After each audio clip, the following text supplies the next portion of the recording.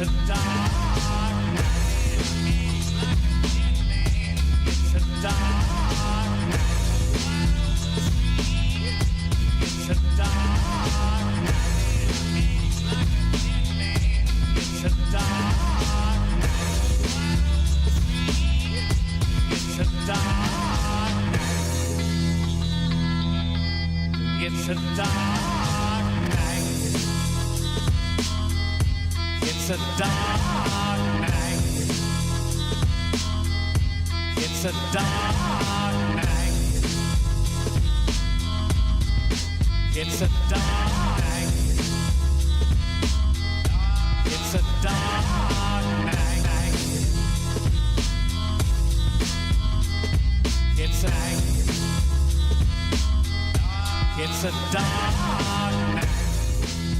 Well, welcome everybody to another Beatboxing Podcast, broadcasting to you live from the True North. It's your good friend, Mr. BDA, and I'm glad. That's right, sure, I'm glad that everybody could be on board for this one. Fellas, in this episode, we got a fantastic one for you. Open Lines Tuesday. That's right, Tuesday. Not Friday, Tuesday. It's been a while since we've done one of these. Anybody can jump on. It's an open panel. We're going to post the link in the chat in a couple of seconds, or minutes rather. But before we get down to the fun, let's get the business out of the way, fellas. You know the drill. If you want to donate a couple of shekels our way, you're certainly welcome to do so via the Super Chat feature, the Buy Me a Coffee app, link in the description below. You can also join the Patreon, or you can join it for free, whatever. Join the membership program, that way you get more bang for your buck. But the most important thing is you continue to like, you subscribe, and you spread that BDA gospel. All right, fellas, shout out to everybody in the chat. I'm talking about ARB, Team Batman Boxing, King Bucho in there, keeping an eye on things. We got Dark Hay Dog, Two Matador, Warhorse, more BDC, Jaime Raiden, Rafael Garza, one of the initiated, and many more people to come, I'm sure, fellas. Thank you for joining us. Now, the subject at hand is what I want to talk about first, a little bit beforehand, and that is going to be the Gervonta Ennis versus Zayas fight, which has been announced. It is official for the Barclays Center. And I've been looking at Twitter, and a lot of people are riled up about this fight, and riled up in the good way, by the way. Very excited for this fight, a lot of people. And I was thinking, well, sort of a consolation prize, because a lot of people wanted to see Ennis versus Ortiz. And now we're getting instead Ennis versus Zayas, but people seem to like it. So again, remains to be seen how many people actually buy it, because it will be pay-per-view. But nevertheless, we're getting this fight. And this is the time of the night where you guys get to jump in. You give us your opinion, your prediction, whether it's a good fight, is it a bad fight, is it going to be a good fight? Are you going to be entertained by it? And more importantly, who are you picking and why? Why? That's what I want to get to here, the whys. So make sure to jump in. Don't be scared. I'm going to be posting the link right now. Hold on a second. So if you don't have a Discord account, make sure you can create one. It takes 2 seconds, and all you got to do is jump on. I don't even think you have to put on an email address. Just a username, password. Don't forget the password. Write it down somewhere or memorize it. Use that noggin of yours, and so that way you can keep on jumping in here when we do more open lines. Interesting. I haven't hosted one of these. It's gonna be at least a year and a half. I must say, at least a year and a half, maybe even 2 years. But we got some new hardware here. Shout out to everybody who donated. So it should be working out better. Let's hope. I'm crossing my fingers here. Be that as it may, here's what we've got. Like I said, we got Zayas versus Ennis taking place on, what's the date here? June the 27th. June the 27th, so official summer fight right there. And you've got Xander Zayas, who's 23-0 with 13 knockouts, taking on Gervonta Ennis, who's 35-0 with 31 knockouts. Gervonta Ennis, I don't know if he's fought above 147 before. I mean, I know the Lima fight was 154, but I'm unsure whether he's actually had other fights at like a catchweight of some sort. But this is the first time he's fighting a solid 154-pounder. And let me tell you, a lot of people are very excited about this fight. Now, most people are going with Gervonta Ennis. I was over at Frank Bay's channel yesterday. What a show that was, by the way. Go check it out. Boxing with Frank Bay. That's his YouTube channel. And, we were talking about, well, who's the favorite? Who's going to be the favorite with the bookies? Apparently, I don't know if the line's open yet, but many people figure that it's going to be Gervonta Ennis who will be who will be the favorite in this one. Although a lot of people on Twitter, again, are going with what may be the slight underdog, and that is Xander Zayas. And I can see why. I can see why a lot of people are saying, look, Jaron Ennis did not do well against a guy who had good basic fundamentals and a good set of legs in the Karen. What's his name? I always forget how you pronounce his name. Chukadasian? I think that's how you say it. Chukadasian. Just call him Karen. The Karen, yeah. I'm just going to call him the Karen. Anyway, the Karen gave him a lot of trouble. Chikenzian. Thank you, Sobers. Thank you. See, we need a guy who lives in the U.S. and who knows how to pronounce these things. But I already forgot. Chudasian. Let's call him Chudasian. I don't know what's going on, man. These fucking Eastern European names. But you got PTSD from yesterday. Oh yeah. No, but you fucking stupid asshole. But anyway, the point is that So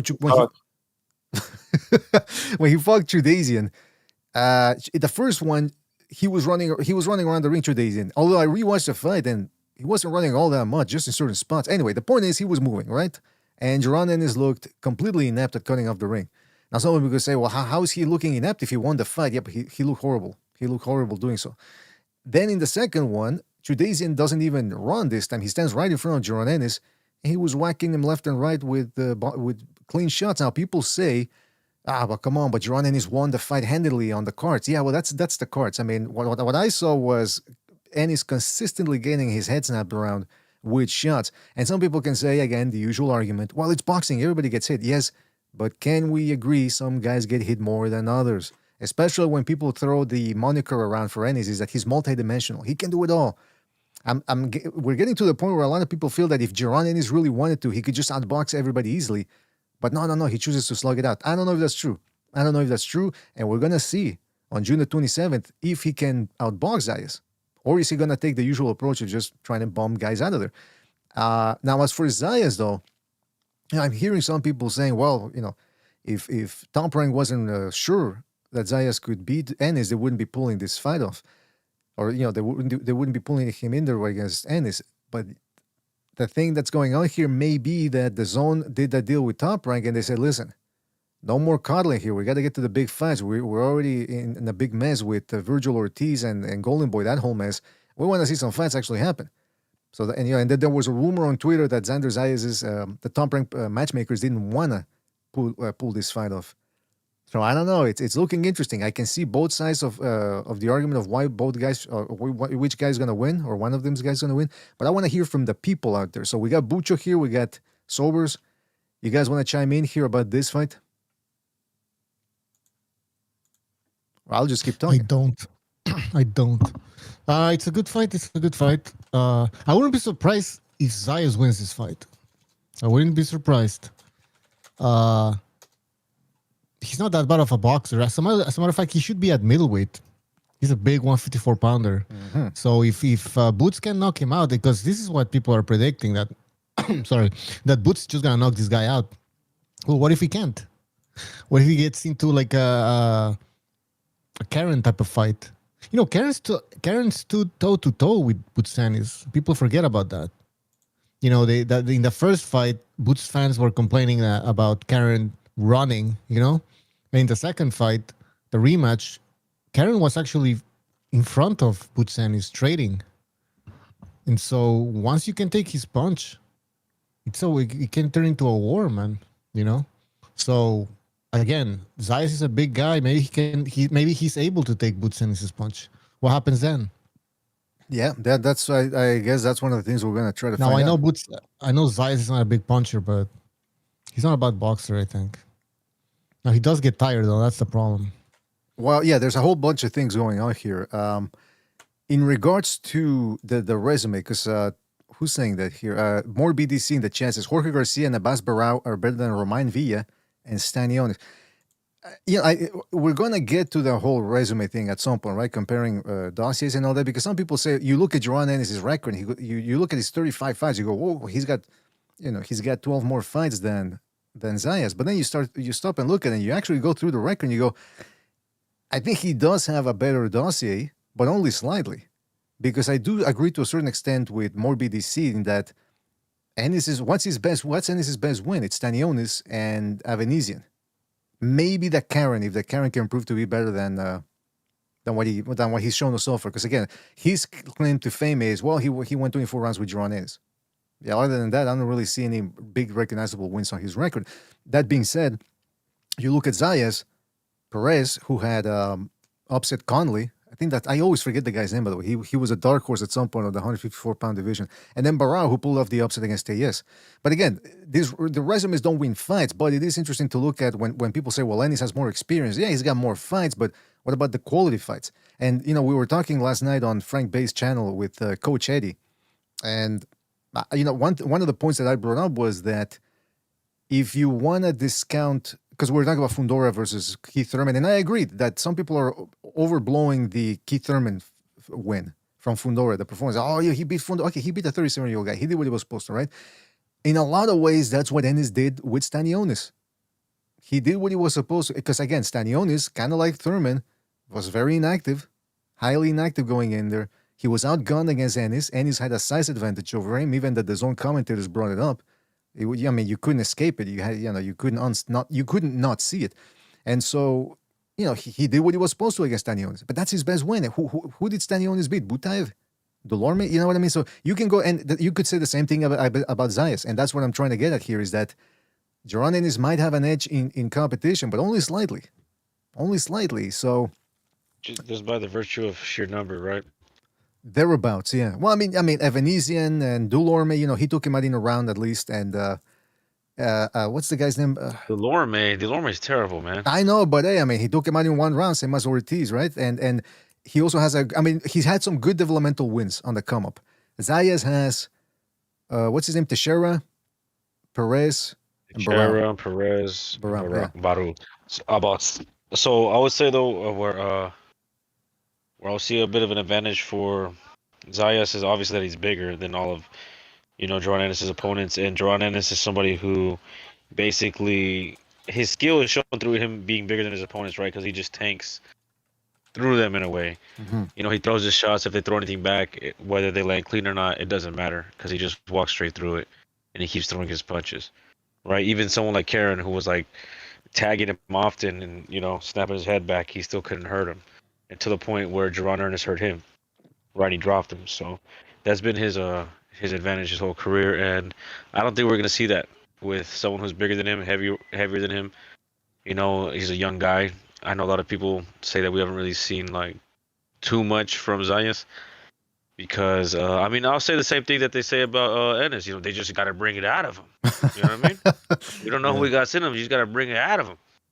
And for the right opponent, I think this will be the right opponent. We'll be able to see his skills, some heart because he's a young dude, and he got a lot of fight in him, right? He hasn't taken any ass whooping, so he can jump through. He can baptize himself in fire with this fight.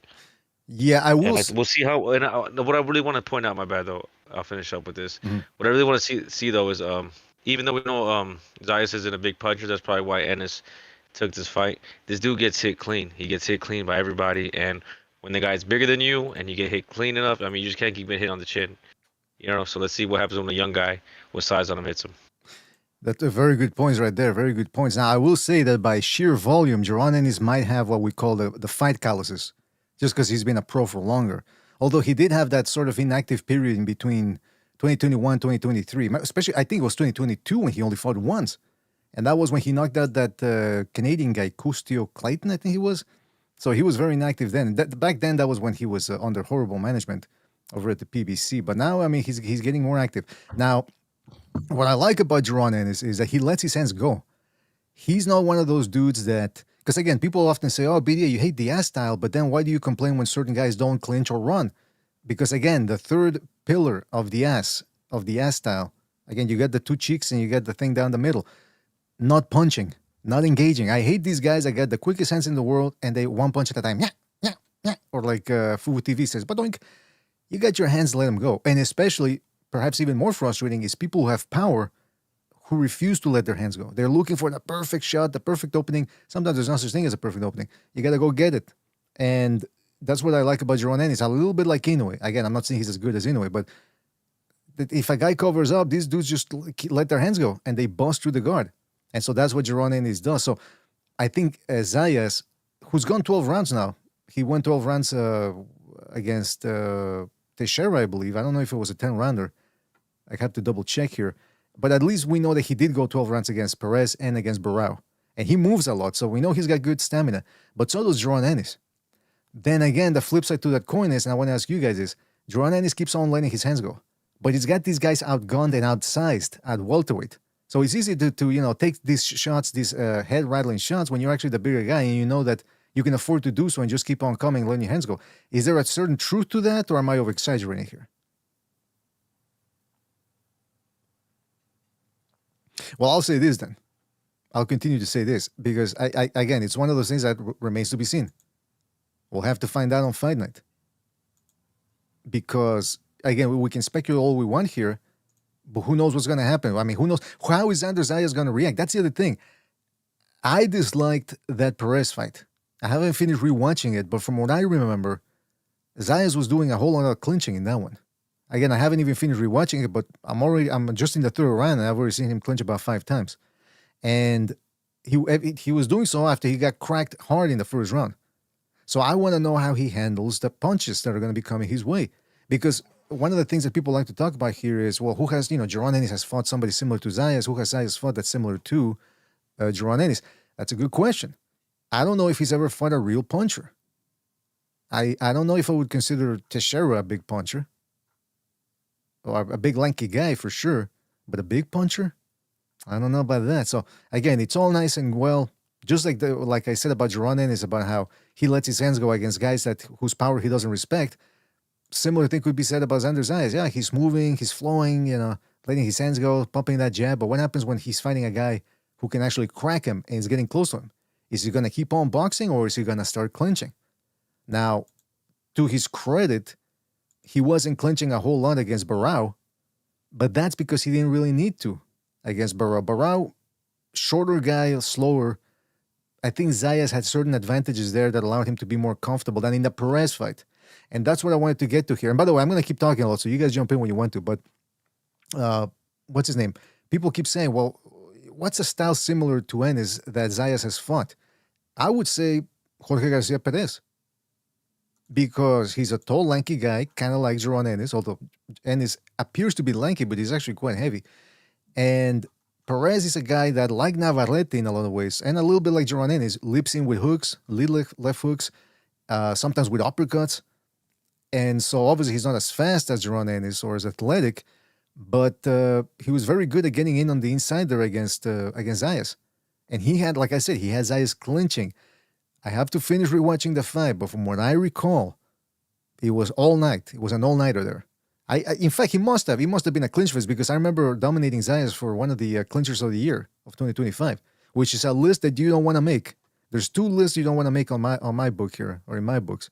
The clincher list and the shit list. And let me tell you something, a whole lot of you are in there, just letting you know.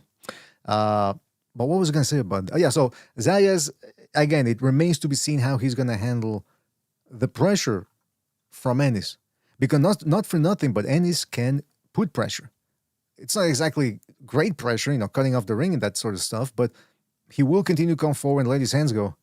And you're going to have to keep making him miss and making him pay, and remains to be seen whether he can absorb those shots. There's a whole lot to talk about here. There's a whole lot to talk about, but fellas, this is an open line show. Means anybody can join in, open panel. Make sure to jump in. There you go. There's the link in the Discord. Make sure to jump in. And what else was I going to say? Yeah, if you don't know how to join Discord, it's very easy, man. You just jump in, you write a name, your username, a password, don't forget it, and you can join the panel, all right? But that's what I've got about Zayas and Ennis. Actually, I have a whole lot more, but I don't know if we want to switch topics here for the moment, and then maybe we can return back to that topic later.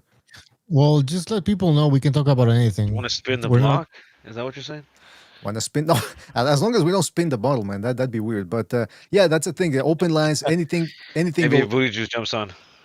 Oh, imagine if he jumps on, man. Everybody, yeah. If people want to check out some of the insanity that went on yesterday, again, we don't. Shout out to Frank Bay because he's got the perfect approach. Just let mentally ill people talk, and they expose themselves, and that's what he did yesterday. Everybody should go check it out. But hopefully, we get him to jump on here because we need that story about how he was doxxed and how the Canelo cartel is after him or something like that. Really need to hear that about the duty to call out this phony community, right? Absolutely, that's his dude. Well, I mean, he put it on himself, by the way. The dude, nobody's forcing him to do it, but somehow he's taking it upon himself to get on this crusade of his.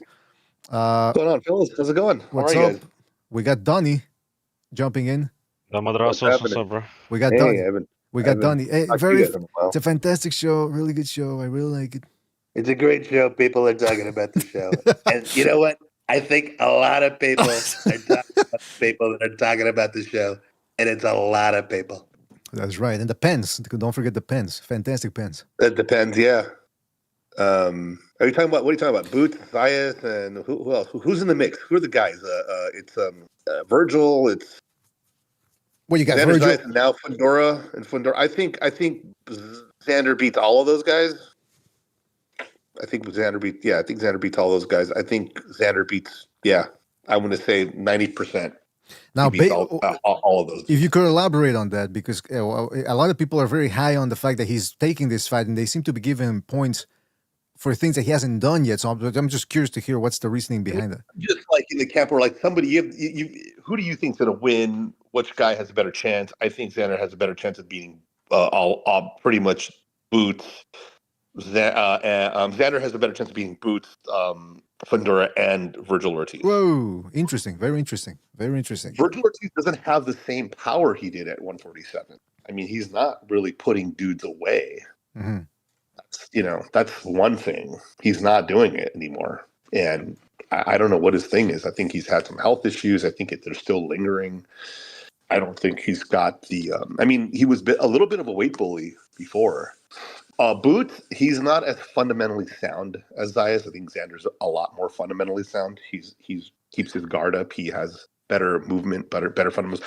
Although Boots, it does look he's very athletic, but he does get hit a lot. He gets hit more than I think a guy like that should be getting hit. And Fundora's gotten better, but come on, you can't mistake the fact that they fed him a has-been. They fed him a semi. People are acting like this is a huge win. I'm like, no. This guy's Thurman has had 3 fights in the last 6 years. That's not elite. That's not an elite fighter. I'm sorry, but going down to Australia to beat some guy that is ranked number fucking 35 is not, come on. Well, what are we doing here? No, absolutely. Yeah. A fucking joke. And I'm sorry, but I'm not sold on Fundora. Yeah, he's using his reach barely. It took you this long to start using what you naturally have,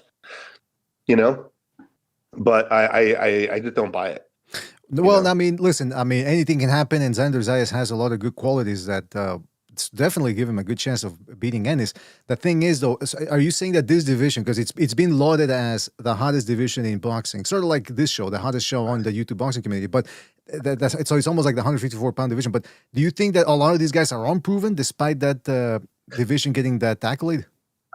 Some of these guys have been making a good name for themselves, have been carving out a good name. I'm going to exclude. I'm going to throw Virgil in this only because he beat Madrimov, and I think that Madrimov actually beat Crawford. So that's it, for me. That's Virgil Ortiz's best win to date. That's his best win, was beating a guy and handling him the way he handled him. But at the same time, he does not have that power. I mean, he's going to do it with volume. He's going to do it with body punches. He's going to wear you down. He's going to walk you down. But I don't think he's as fundamentally sound as Zayas, and I don't think he can hurt Zayas that much. He's definitely not going to knock him out, because he's not knocking out elite guys at this weight. It's not going to happen. And I'm just going to go into it a little bit more again, and just to drive the point home that I really don't think that Boots is as fundamental as people or as great as people are making him out to be. I mean, the guy's had 40 fights, and who has he fought? He hasn't fought anybody. All right, now I don't know why people are calling you that guy, this guy. I mean, they know who you are. You don't matter us. You've been here before. But for example, More BDC says this dude picked Madrimov to beat Ortiz. I don't even recall the picks for that one. But... Madrimov, I thought I thought when the Ortiz fight was happening, I thought that it was more of a 50-50, but I'd lean more towards Madrimov because I just wasn't impressed with Ortiz's run. Who did he fight? Like anybody could beat Delorme. Like what the fuck was that? And then he was like a year in between two gimme fights, like two stay busy fights that were shit fights at 154. He had two shit fights. We all know this. I'm not going to make excuses for Virgil. I know he was sick, but you're back in the game. You're a big boy. You can take the criticism. Take some real fights. And he did. He actually listened to his naysayers, and he took a real fight. He took a fight with a really tough 154-pounder, a solid 154-pounder, a 154-pounder that can take the punch by one of the best fighters in the world. And I argue that he won that fight. So when Virgil beat that guy, I go, okay, he really proved something here. Mm-hmm. Unlike Boots Ennis, he's not proven shit. Chukatsian twice. What's that? Can anybody tell me beating Stanionis, another guy that's unproven, another fictitious boogeyman? Why not? Can anybody? Can anybody really stand behind that win and be like, oh yeah, he beat Stanionis? He beat who? The media certainly seemed to think it was a big win because there were people that. I know the media thought it was a big win, but that's what the media does. Mm-hmm. That's what they do. They spin this whole thing and they make you believe that these guys are something that they're not. When in reality, you see who's accomplishing what. Xander's been accomplishing a lot more than all of these guys. So I have to give it to Xander. He's poised. He's got good fundamentals. He doesn't get ahead of himself. If he has a guy hurt, he'll still keep wearing him down. He doesn't rush in to make a point. He doesn't have to. Why do you think Zayas is being somewhat underrated and Butsen is overrated? I think Xander just doesn't have that big enough following here. Like he doesn't have the American following. He's Puerto Rican. He's Puerto Rican, but come on, yes, it's an American territory. Yes, they're considered American citizens, but he's not he doesn't have that. He doesn't have the Mexican American crowd behind him. He doesn't have the African American crowd behind him. You can get racial. Don't worry, man. I mean, boxing has largely been that, hasn't? I mean, I'm not going to dance around it. I mean, it's always been about that. A lot of it has been about that. I mean, at least in the States. Yeah. Oh, yeah. That's what I'm saying. Yeah. People in the chat saying that Don Madrazos is clueless. Well, I mean, I think he makes sense. Can I just say, Can I just say real quick? Can I just say, Snackford in the chat is actually going farther. He's saying he's not calling you Don Madrazos. He's saying you're Don Mad Asshole. Wow, Don what? Don Mad Asshole. Don Mad Asshole. Oh, that's kind of clever. That's pretty good. Hey, by the way, Madrazos. By the way, this is an open lines Tuesday, not Sunday, so I'll allow the cursing if you want to curse back at. Mr. Oh Snackford. no, I've recently BDA recently I have don't tell me. I have taken the path of the Kingdom Cross. Don't you first you can get in there. You can get in there. I have been born again. I was baptized in a lake and I have taken the oath to lead a clean and healthy life in the eyes of the Lord. Bullshit. I know everybody who's on the path of the Crimson Cross, and I know everybody who's on the true path, and you're not in it, buddy boy. By the wisdom of the Lord. All right. Hey, BDA, SGT in the chat, SGT Apollos is saying Zayas got no aura. That's the new thing that Zoo. That's what. I mean, you've got aura. You've got to love that. You've got to love that. You know what demographic is spewing that bullshit. But listen, I'm just saying my take is hey, anybody can have a different take, and I'll respect certain points. Of course, that's fine. I just feel like fundamentally and within his career, Xander Zayas has proven a lot more to me than all of the other guys, and that's it. Do you think he has aura or no? Sure. Why the fuck not? All right. Why the fuck not? Aura is important, says Johnny He's Blaze got in a the little chat. halo, Oh, all that shit. Aura, we used to call, Chakra. that's what the Zoomers now call it, the aura. And I'm not saying those guys are Zoomer. I think they're just using the Zoomer term. It used to be called charisma, panache, pizzazz, flash. Panache, yeah, flash. But I like Yeah. aura. I like aura. Yeah, Aura's okay. I don't care. Now, in Whatever. regards to Zayas' dossier, because again, we're going to talk about it. It always comes up when we're matching together future fights and all that. I don't know if his resume is that much better than Ortiz. I mean, Ortiz did beat two. Where was Perez and Barao? Where were they ranked by Ring Magazine or ESPN or the Transcontinental National, whatever they call it? Okay, okay. I'll give you that. I mean, and that's what my other point was going to be. Like Ortiz is probably the first runner up that has a better resume. I mean, if it depends on what you say. Like, look, he fought two former Bud opponents, and he beat him without struggle too much, except for Mean Machine. Mean Machine did hurt him, but at least he didn't get dropped by Mean Machine. Mean Machine dropped Bud. So I thought his career was moving really well up until he got sick, and then he came back and then he did those two bullshit fights, and then it kind of just took a dive, and then he fought this guy, and I think, okay, maybe we'll see what he's got, but the resumes are not. But look, you got to also consider this: Xander Zayas. How old is Xander Zayas? 23. Yeah, that's a good point. And I'll go ahead. Well, and then he's going to fight Boots, and okay, Boots hasn't really done shit, but it's going to look better on his resume. Also, yeah. I mean, And I'll say this, man, because again, we can nitpick also Virgil Ortiz's record at 154. We can say he didn't really beat Boachuk, and then Madrimov.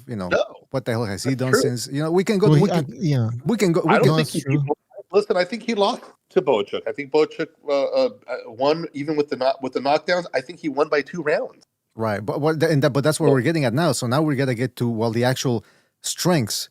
What does one guy do well, and what does the other guy do well as well, and what are their weaknesses? That's that. Once we get past the whole box rec thing, now we get down to the nitty gritty. And I want to bring this.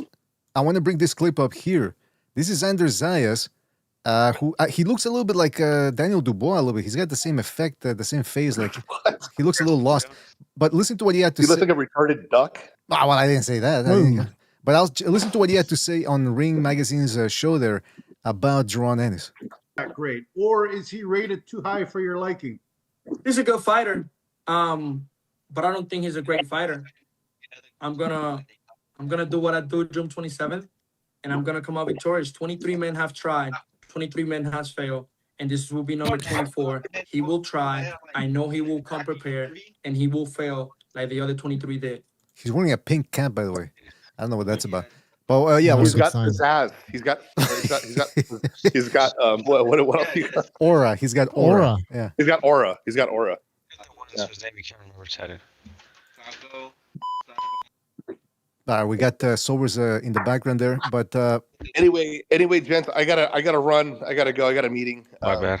I'll talk to you guys later. It's been fun talking with you guys, and I'll be listening later. All right, shout out to Don Madrazos. He's got to meet Flaco at the corner for the package. Shout out to Don Madrazos. That is correct. All right. Well, hopefully you can jump on later, Don Madrazos. Don't forget to hit that like, fellas. Hit the like. It's an open line show, meaning anybody can jump in, everybody. Don't forget to hit the like button. Oh. Don't forget to hit the like button. Oh. So yes, that's right. Make sure to hit the like button, and I'm going to drop the link again. Make sure to jump in. We're talking, we can talk about anything and everything, but we're just starting to talk right now, starting off the evening by talking about Zayas versus Ennis. As you can see, there's a lot to say about it. And who do we got here on the panel? We got JP. He usually doesn't speak, I don't think. And we got Virtuoso jumping in here. Virtuoso, are you there? Yeah, I'm there. Fresh off the CPAC convention. I heard you went there.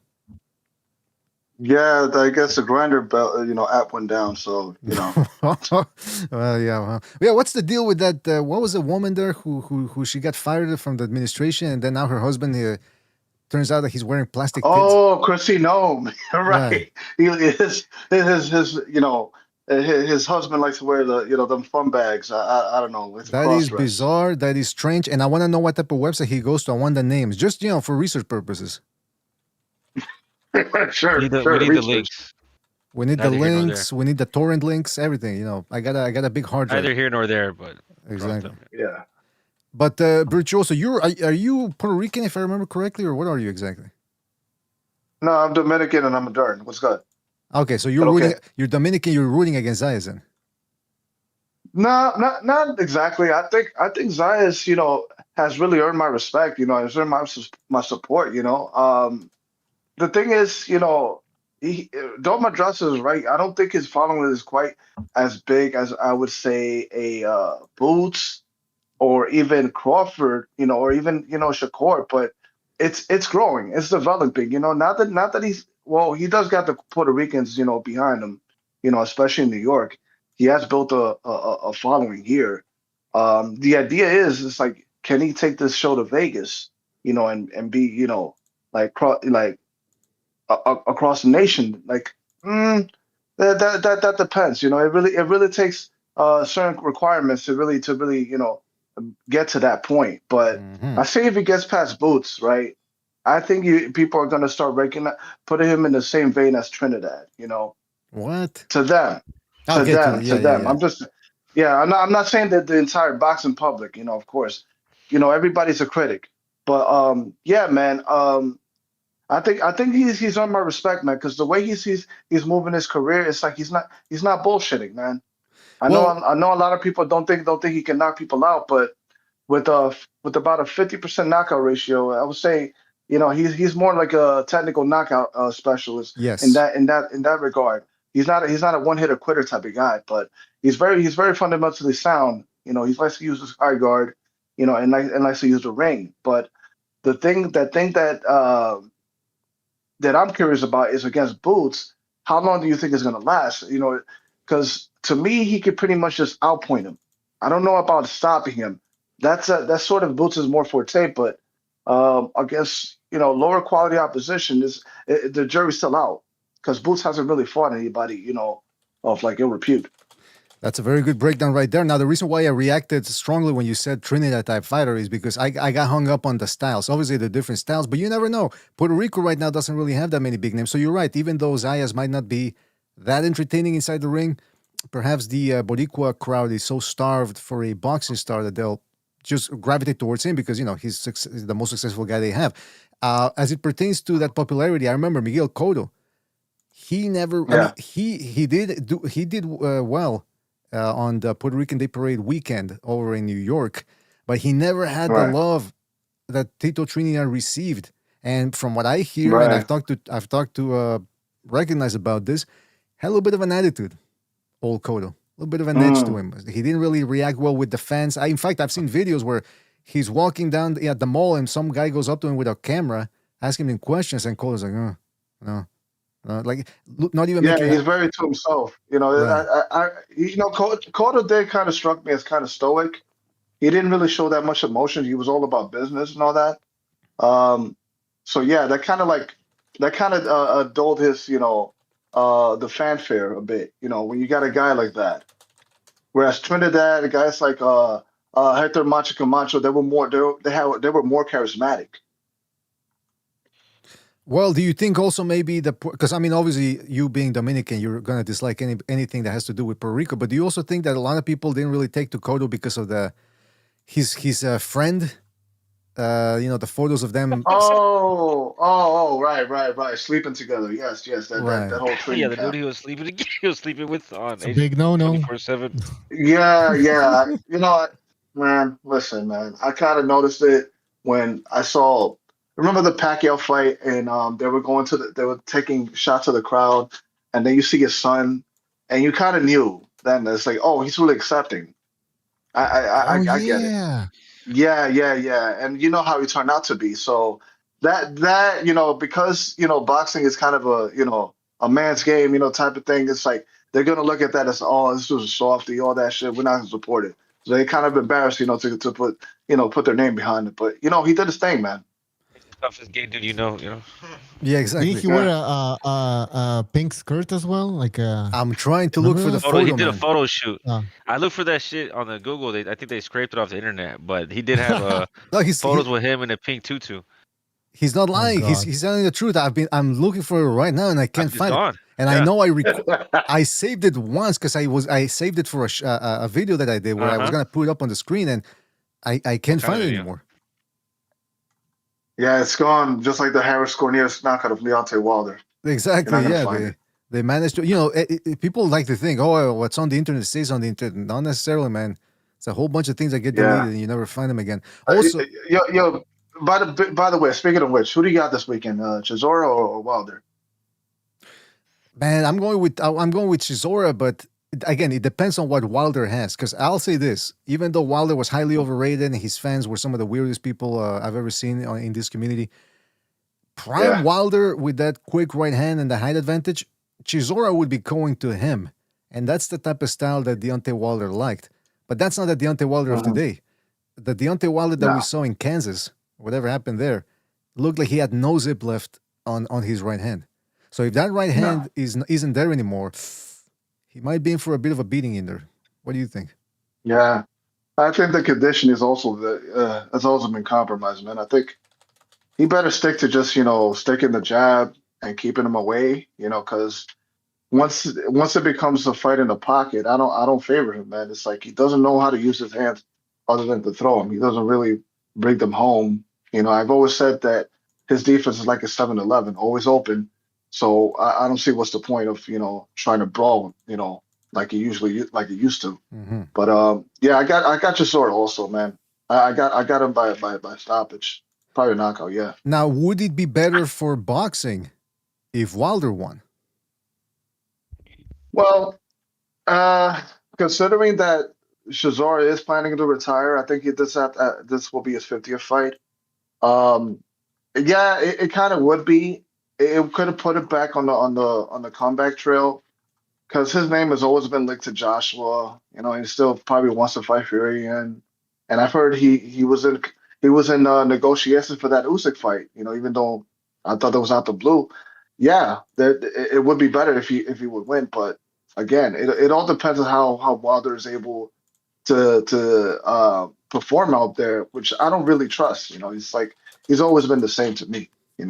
No matter what you do, can't teach an old dog new tricks. Yeah, because that's the great thing about heavyweight boxing is that these guys, the power is the last thing that goes. That's what we always hear, right? But Deontay Wilder wasn't necessarily just the power; it was the speed. And if the speed is gone, and he doesn't really have the technique, he doesn't have those naturally heavy hands. It seemed to do more with, like I said, the speed of it. That these guys didn't see the right hand coming. He doesn't have that George Foreman type of blonde right hand with that, whether he touches, or maybe he does. I don't know. But what I saw in Kansas City last year did not fill me with confidence at all. At all. I mean, that Tyler Hunter fight was just sloppy, man. I honestly I wouldn't even buy it if it was free. But yeah, he looked sloppy. I don't think the conditioning was there. I think he had a layoff prior to that fight, if I'm not mistaken. It's like That's that had true. been like what? That's true. Yeah, because it's almost like he's a once a year fighter, and those guys are taking it easy at that stage of their life. They're not at that point where they could just go out there and take another fight. That's right. We got a bunch of people joining here, but before you continue, don't forget to hit the like, and don't forget to jump in. I just posted the link there, so make sure to jump in. Open panel, anybody can jump in, and we're talking now. We've transitioned over to Chisora versus Wilder, and we've got on the panel here, we've got Bucho, Southpaw Lefty, we got Sobers, we have Virtuoso, and we got a whole more people to come, I hope. Fellas, who wants to go next? Chisora versus Wilder. Yeah. Herndon is from my town, my city, and I saw him get built up. If you look at his box rec, wait, who you talking about? Wilder's last opponent. Oh, okay. Wilder's last opponent. Yeah, and if you look at the fight, he also fought Richard Torres, and Richard Torres blew him out in like 2 rounds, and it was in a weird fashion where like he just kind of turned around and the ref stopped it. Like he was just totally outclassed. But when I saw Wilder just go tooth and nail with this guy, I'm like, man, this guy's he's a club fighter, but he's not even like an elite club fighter. You know what I mean? So when I saw that, I'm like, man, this guy's like, God, this guy's. I mean, you know what? I always disliked Wilder because of what he did to his trainer and the whole PBC cult. it makes you really not want to like the guy. But I do like him in a way because he still wants to fight everybody, and he puts no matter what he's fun to watch. He gets his ass whooped, he gets knocked out, and he comes back and he still wants to get knocked out again. So like he's got guts, man. I'll give it to him. He's always it's fun, right? It's in a sick way. It's fun. Well, let me Yeah, I ask. feel the same way about Charles Martin. Come on. Charles Martin never hurt anybody. Come on. Sobers, I don't know if you're still there, man, but do you feel the same way that you would like to see Wilder just keep on going and going and going until he can't go anymore in his career? Just him getting flattened and stopped and iced every other fight? That's a yes, by the way. That's a yes. Who else we got here? We got Dirk jumping in. That's Rare Breed. I'm not gonna call him Dirk. If you change your name, I'm sorry. I'm not gonna call you that. We got Recognize. We got like I said, Southpaw Lefty. We got Sobers, Virtuoso, Bucho.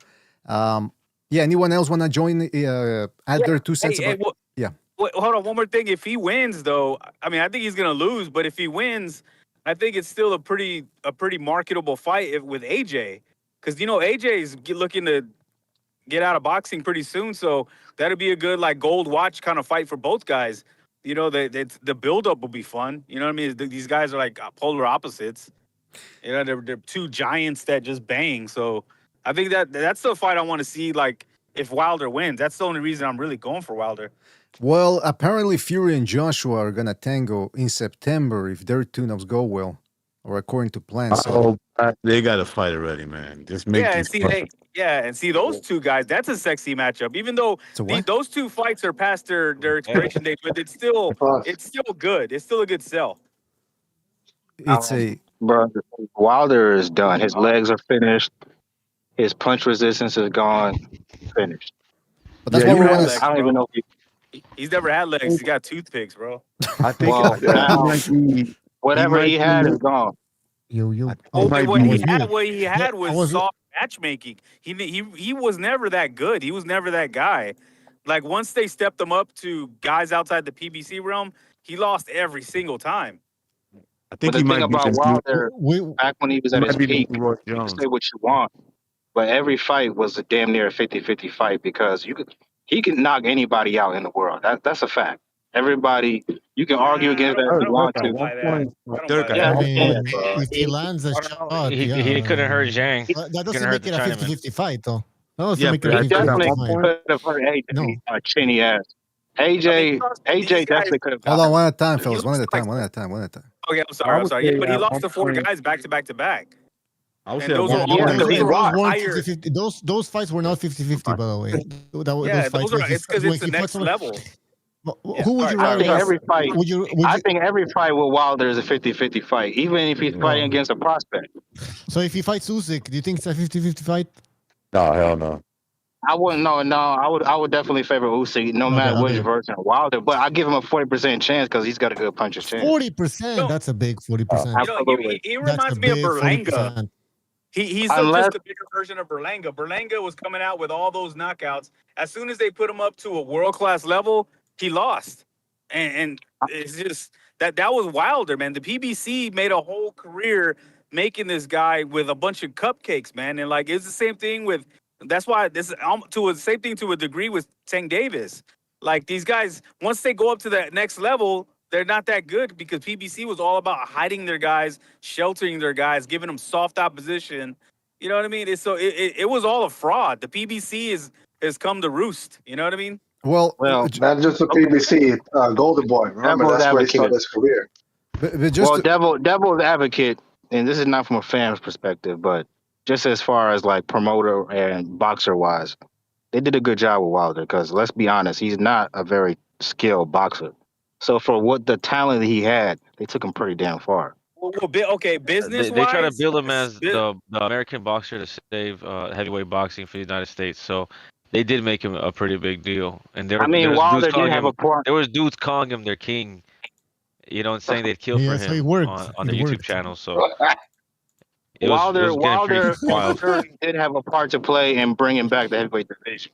You can't deny that shit. Man, the heavyweight division never left. It never left. It was trash before those two. It was trash before Wilder and this whole new era. It was what you're saying is that it wasn't interesting for the American fan base because there was no real contenders there. Okay, were you excited by Klitschko fighting a bunch of Lord I knows was- who? I did think Oh, Klitschko hold on, knocking hold on. The everybody out was reason kind why I of would cool, bro. watch the Klitschko fight, I the did. reason why, Same as Wilder. the reason why I would watch the But he Klitschko, had no rivals. the That's not reason his why I would, fault, but there was the no reason why I Yeah, would rivals. he was watch that the good. He was Klitschko that fight good. is because I'm a boxing fan. Wasn't that good though? I mean, was he in your top 10 heavyweights? Who? The Vladimir? Klitschko's? Yeah, Yes. bro. Yeah, They'll beat most heavyweights Yeah. in They'll history. beat Yeah. mostly every heavyweight You that know, ever yeah. lived. More yeah, than like, Basically maybe anybody before the just let 90s, it go. I'm pretty sure they'll whoop their ass.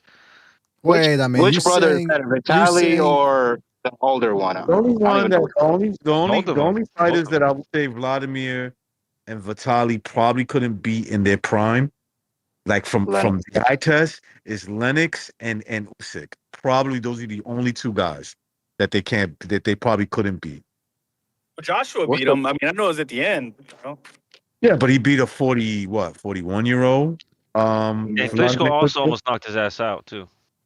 bro? I don't know. This At Moises Vitali kid looks pretty heavyweight, damn we don't special. know. At heavyweight, we all know that you can lose a fight. What I'm saying is, these fights will never happen. They will never happen, in their prime. So, Right. you're telling me that Vladimir Klitschko wouldn't have a shot against every Yeah, heavyweight hell Of course that he yeah. ever would. lived? Of course he would. Of course he would. Yeah. Of Oh course he yeah. would. Yeah, he would. More than a But champ, because he'd be bigger than all of them.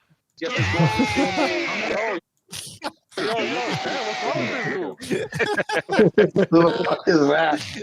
no, but you know what? Listen. I'll say this about Wilder. He did make at least this slice of the YouTube boxing community. He did make it a whole more interesting because all the craziness that went on before and after. I mean, during and after. The whole Glovegate thing alone was worth it. Now Yeah. there was that bit of a lull because the last Klitschko fight that I was interested in, because again I stopped watching most of his fights between 2008 2011. The David Hay fight. That one had a lot of hype behind it. We were all hyped for it. But then it was another 4 years of hell of watching this guy molest his opponents until Fury came along. By the time Fury was there, Joshua was on the come up, and so that was gonna make it a little bit more interesting, with or without Wilder. But yeah, Wilder did play a part in that trifecta at the time that lasted a couple of years. As it pertains to this Chisora fight, though, what do you guys think? Is this the end of Wilder? Can he handle a guy like Chisora at this point in his career? They're both pretty old, by the way, about the same age. I'm not gonna lie. No If he man, were to lose to that, the little roach legs he were can't handle any power no more. if he were to lose, if he were to lose to that Uncle Ruckus British motherfucker, that would be way worse than losing to Fury. I'm not gonna lie to you, but that's probably what's gonna happen. He's done. It is what it is. What do you mean, Uncle Ruckus? He looks like I Uncle just don't like Ruckus. the whole. You know, It was all fake, man. It was all. That's the thing that I'm glad the PBC era is done, man, because it was Tank. It was the same thing with Tank. They built he. It's all fake hype propaganda. The guy never fought anybody. He's not that good. He doesn't want to fight anybody because he knows he can't beat him. As it was Wilder was like that. Spence didn't want to fight Crawford for the longest time, and when he finally did, you saw what happened. Like these guys were all hype jobs. The Charlos, like the whole PBC thing was a facade. It was a fraud. You So want to know something? There was talent. There was talent in that PBC fighters that they had.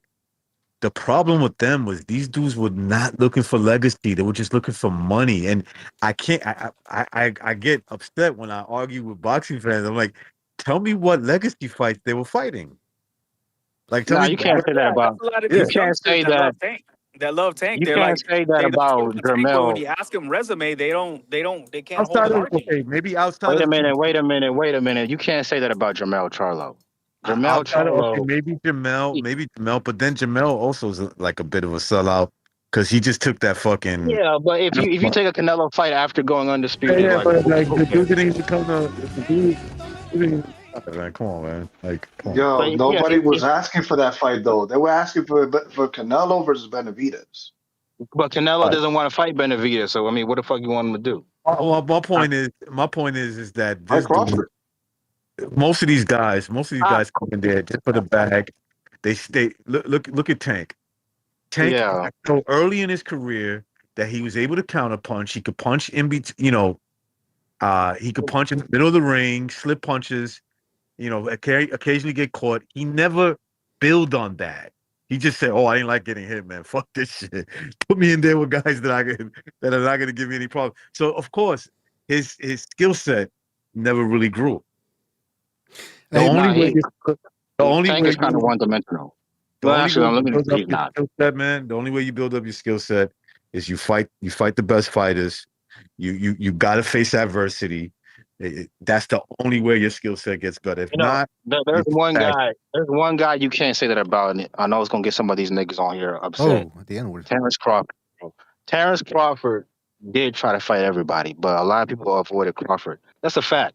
That's a Well, known yeah, How fact. can You okay, yeah? can't but say let me go back to my point. Let me go back to my point. The PBC was a fraud. They were all about protecting their fighters, and But because Crawford of that, wasn't a PVC Bud fighter. Crawford. Crawford, Bud Crawford never got to fight the welterweights because they were all ducking him. That was Bud Crawford was also not a PBC fighter. He was not a PBC. You know, he was a what was he? But even when he wasn't, people would avoid him. Like for example, Fundora definitely ducked Crawford, bro.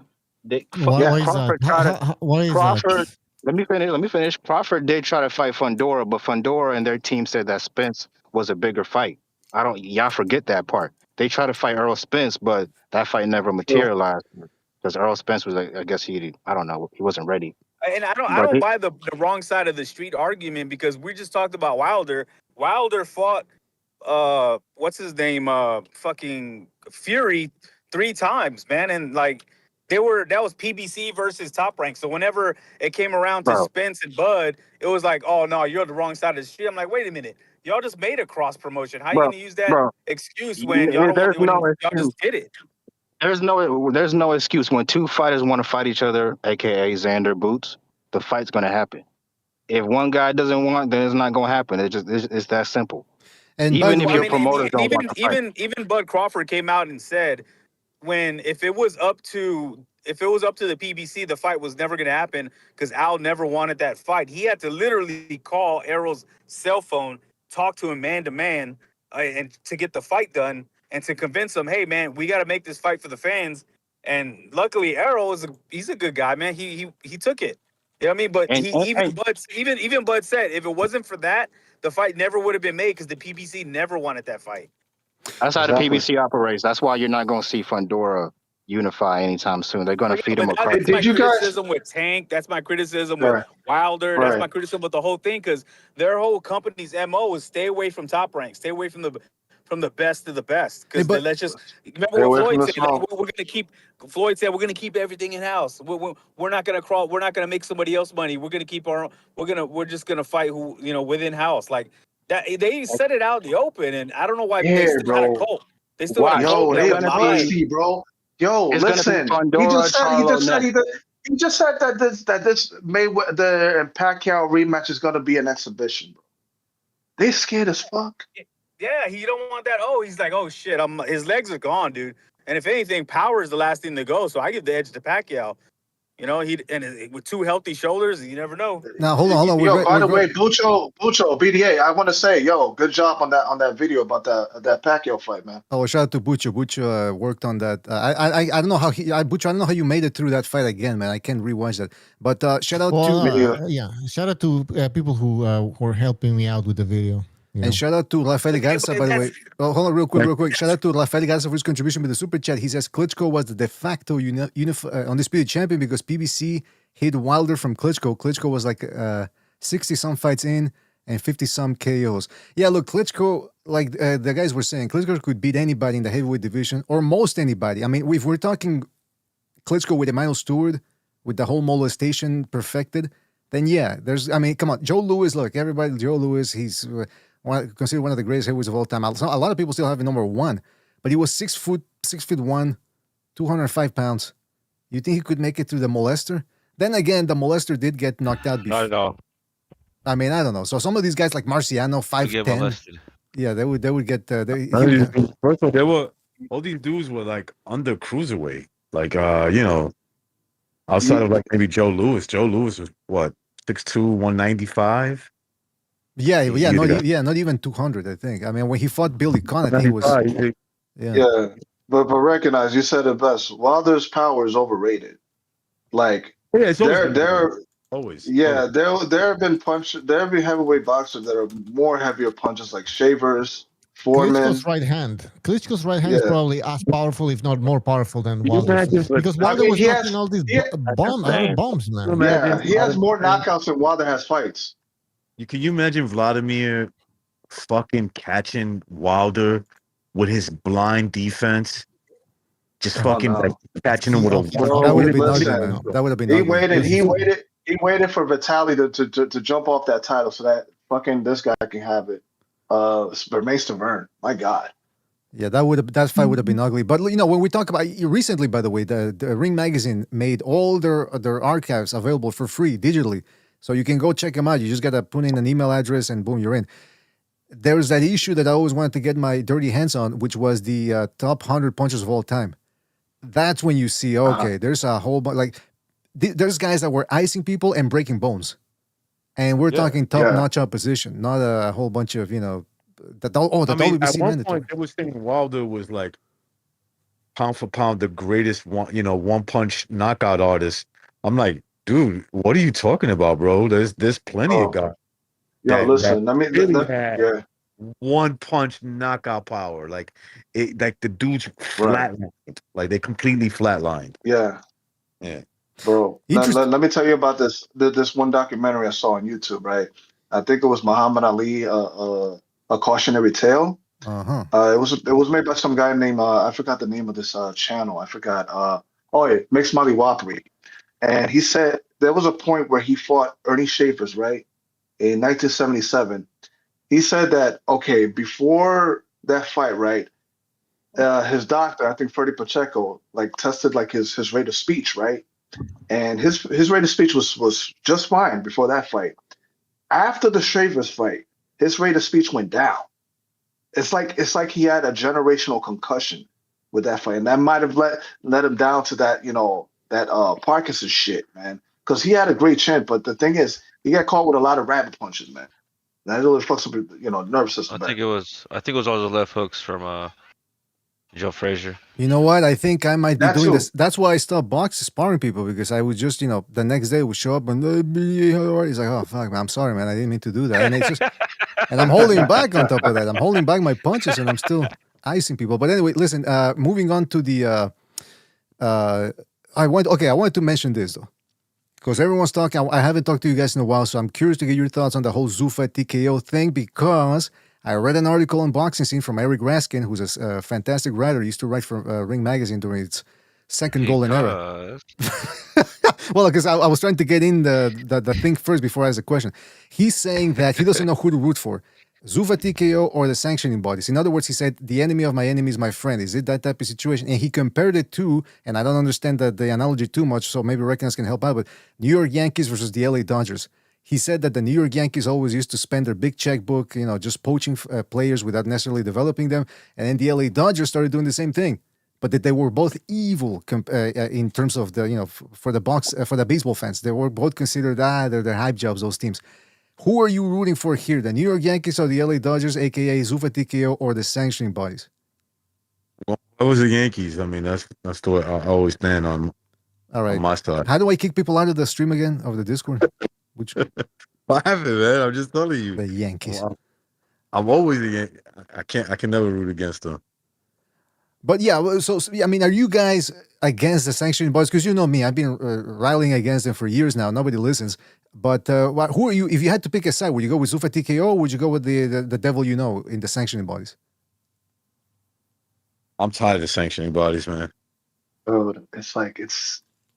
Yeah, you know what? It's like the Zuffa is a new player in town, but like the way they're executing well, they've only had one championship bout, and that was the Opatai and Glanton fight, which I don't know, man. That shit felt like a cereal box of a prize, to just give it out like that under those circumstances. But yeah, the sanctioning bodies made it difficult to root for them because, like, yeah, people like the history and the tradition of it, and they like to see fighters collect those belts, like the fucking Infinity Stones and shit, or the Dragon Balls.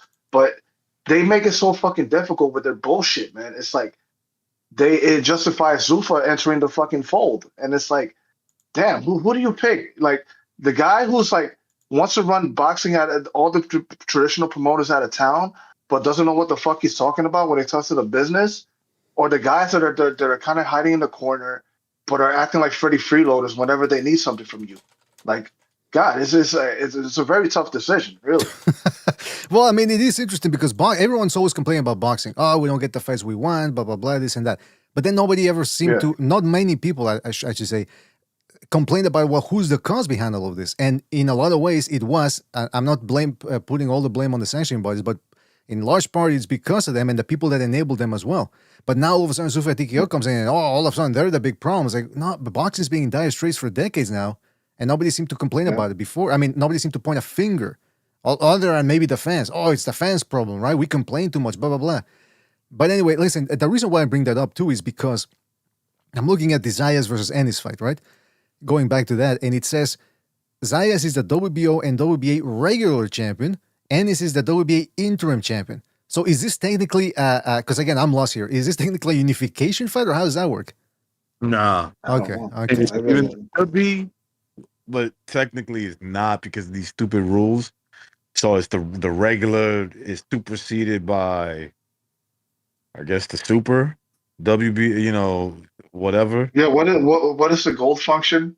With the gold championship, how does that Like function? Yeah, it's some BS because this kid is the technically he's just a regular champion. He's just a regular WBA champion. So he's not the champion. It's so confusing, man. you see how they dilute the shit? Yeah, they just made it bad, man. It's just terrible. I like that this fight is happening. I mean, I think it's a big risk for Zayas. Zayas, yeah. I think it's a big risk for him, bro. He's taking a huge risk. I could see him outboxing him, but then I could see him getting tired, no power. Mm-hmm. That's their plan. Get hurt later in the fight. That's their plan to try to outbox Boots. They're not going to go in there and brawl or try to fight it out. That's stupid.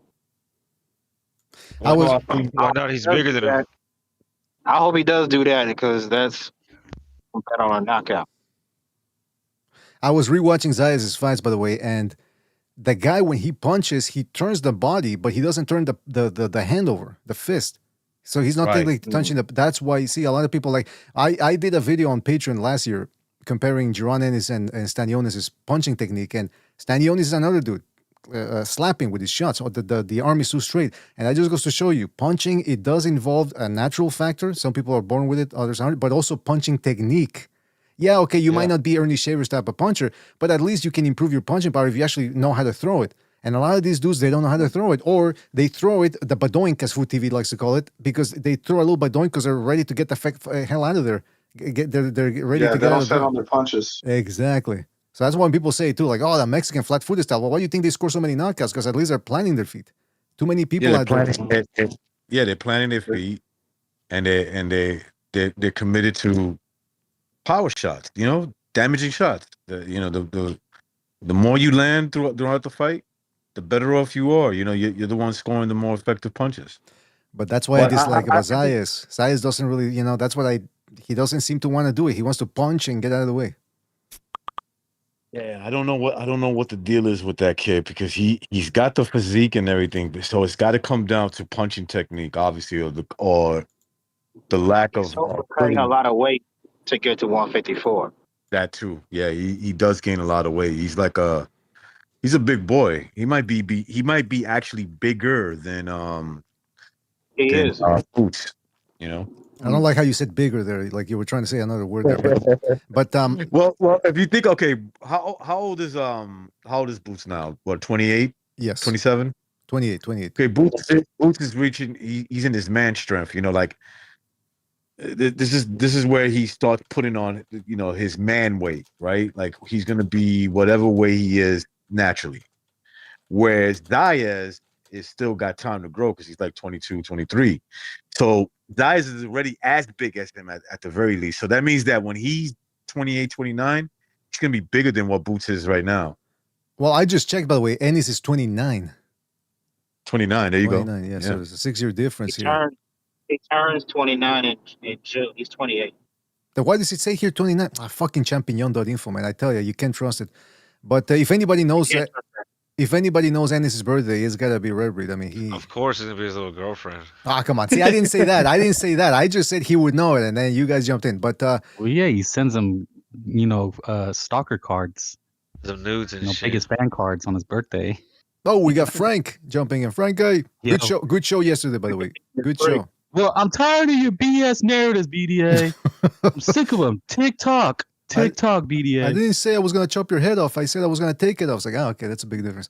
But yeah, so boxing colloquialism, okay? Statistically, all right, but yeah, but fictitiously. Calm down, bro. hey, that's a good impersonation, man. What the fuck? Have you been working on it overnight, or what's going on here? Well, he convinced me. BDA, I have to tell you, we have late breaking info. BDA is part of the Canelo cartel. That's right. I'm sorry to tell you guys. I was hoping nobody would disclose that, but yeah, apparently that's what we are all about here. But going back to the Zayas Ennis thing, so how Ennis is probably going to open up as a favorite with the bookies. How, if it were up to you guys, how wide a favorite should he be? What's acceptable here? 2-1, 3-1? Is it that type of fight, or should it be wider? 6. Oh, you're talking about Boots and Zayas? Yeah. I'd give him, honestly, I'm going 60-40 Boots. Uh-huh. Yeah, 60-40 Boots. 70-30. Whoa. It's a little wider, but we'll accept it.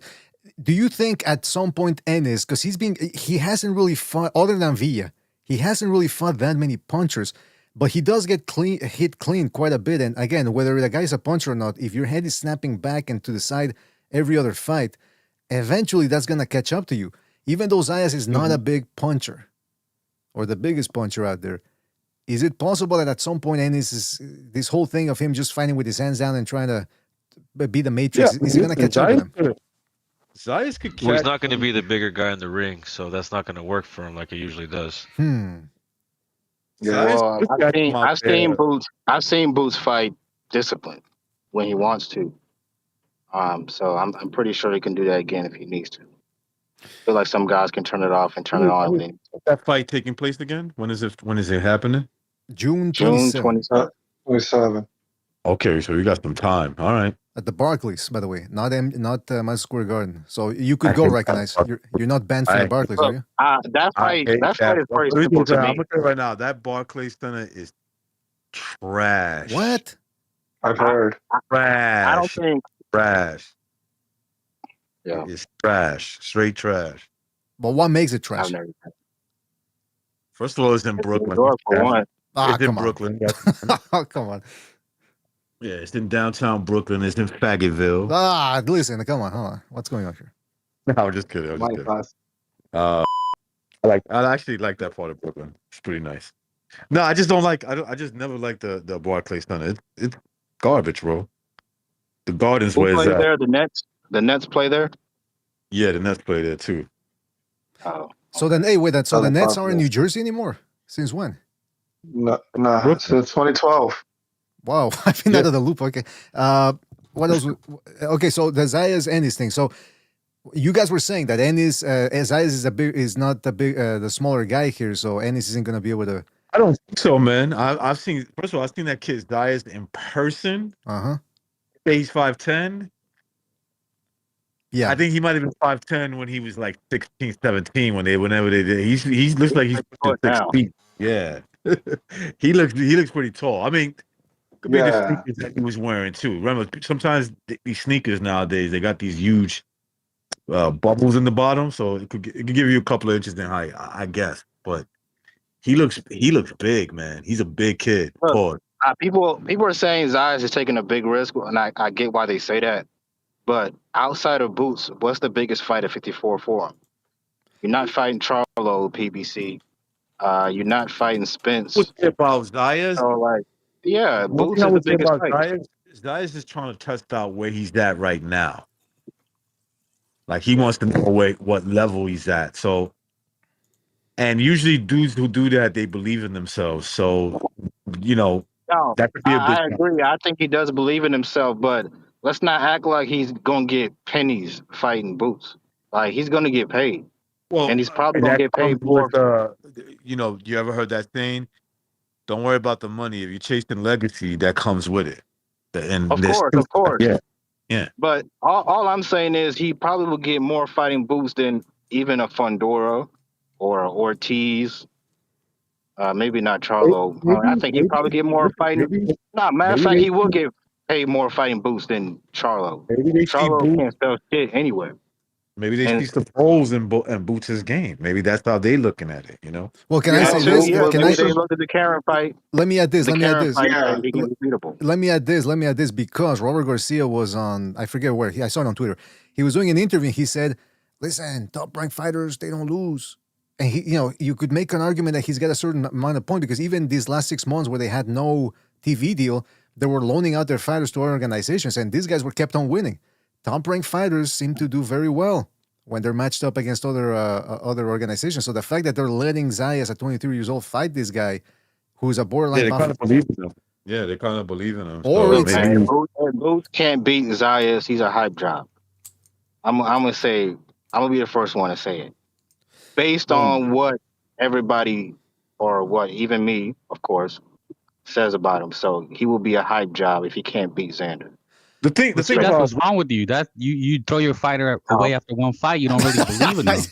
No, Now you're no, gonna because if I'm saying this guy's a potential pound for pound number one, then you should beat somebody like Xander. Now, if I was just saying he's a Nice good fighter, news. That's the risk. That's what we want to see. Don't throw him away before it happens. I knew you were scared. You're already trying to preemptively strike so you don't look I'm not so here bad. saying it's gonna Just be go all 50-50. in. Go all If in I and was, say he's the if I best was and he's saying going to it be was number a one pound for 50-50 fight, pound. Don't try to pussyfoot it now. I always like if going I'm all in, saying so this I'm gonna is gonna be a say close fight, Zaya's gonna get knocked out. Look at you trying to double I always back now. You're such a well, hold on. weenie, bro. Let him speak. Let him speak. Let's see what. Go ahead, Reverend. if I'm saying this is gonna be a close fight, this is 50-50, then that's me being going against what I was saying in the past. Well, can I ask this then? Because I'm not. this is a logical question then in this subject.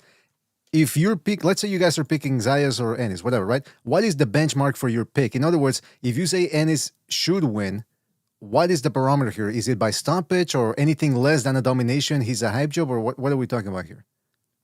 I think he needs to control the fight. Similar to what Shakur did against Teofimo, where it's clear and that he's the much superior fighter, technically everything. Now Because he is. Now, those are very different fights because Shakur Stevenson was content with one punch at a time. Ennis, I don't think Ennis is gonna do that, right?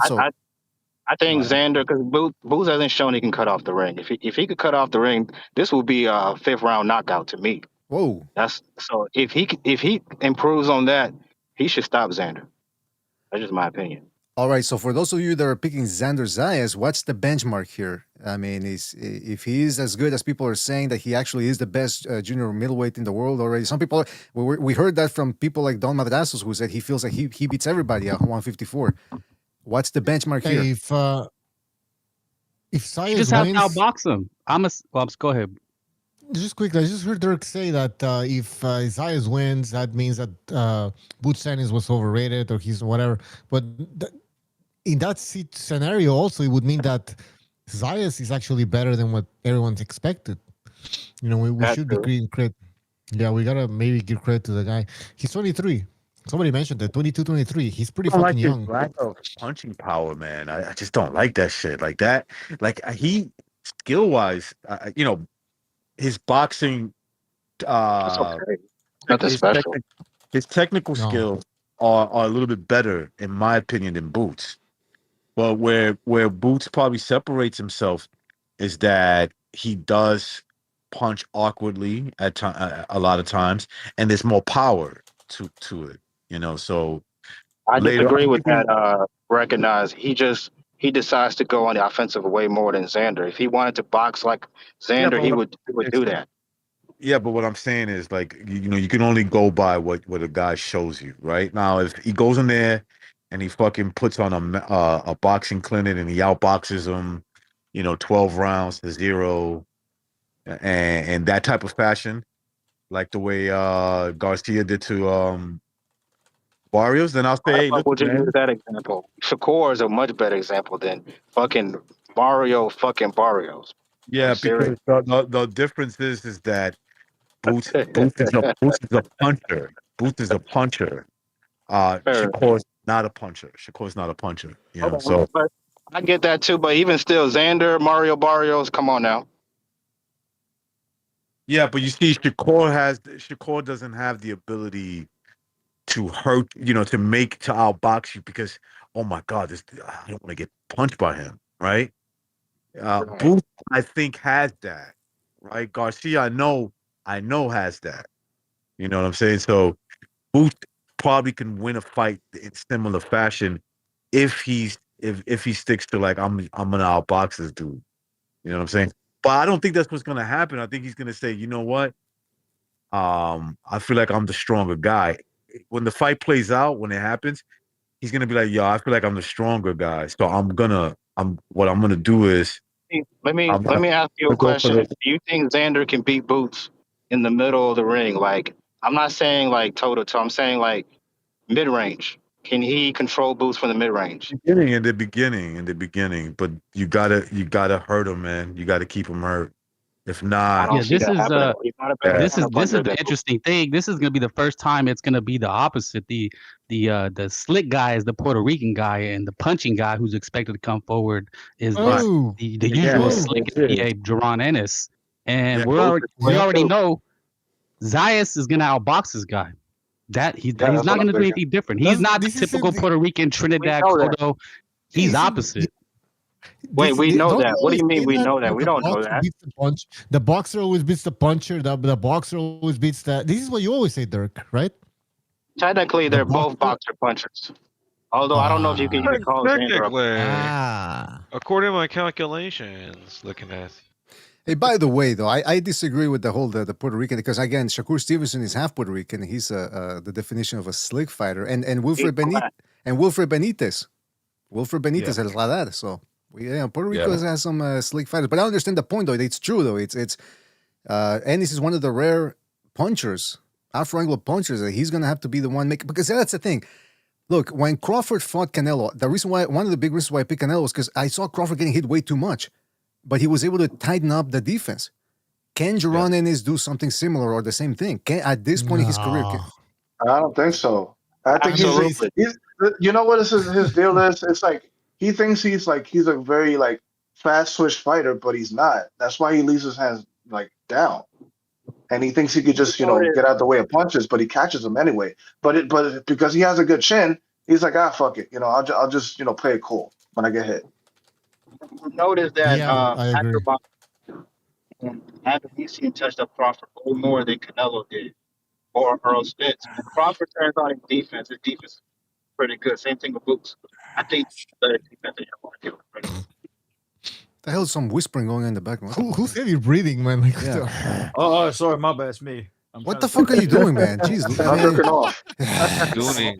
You sound like Mel Gibson in that phone call. But that's how I normally. Yeah, I like his honesty. He's like, oh, I'm sorry, that's me. Exactly. So come on, man. But I wanted to bring this up now that you guys mentioned it, because what happens if it turns out to be a tactical matchup where Boots Ennis can't necessarily cut the ring off, so he says, okay, let me try to box him from the center of the ring. But he brings up the question because Zayas' trainer is Javier Centeno. Apparently, he's a good trainer from South Florida. He's got a good reputation, even though we've never. Now, and then in Ennis' corner, you have Bozy Ennis.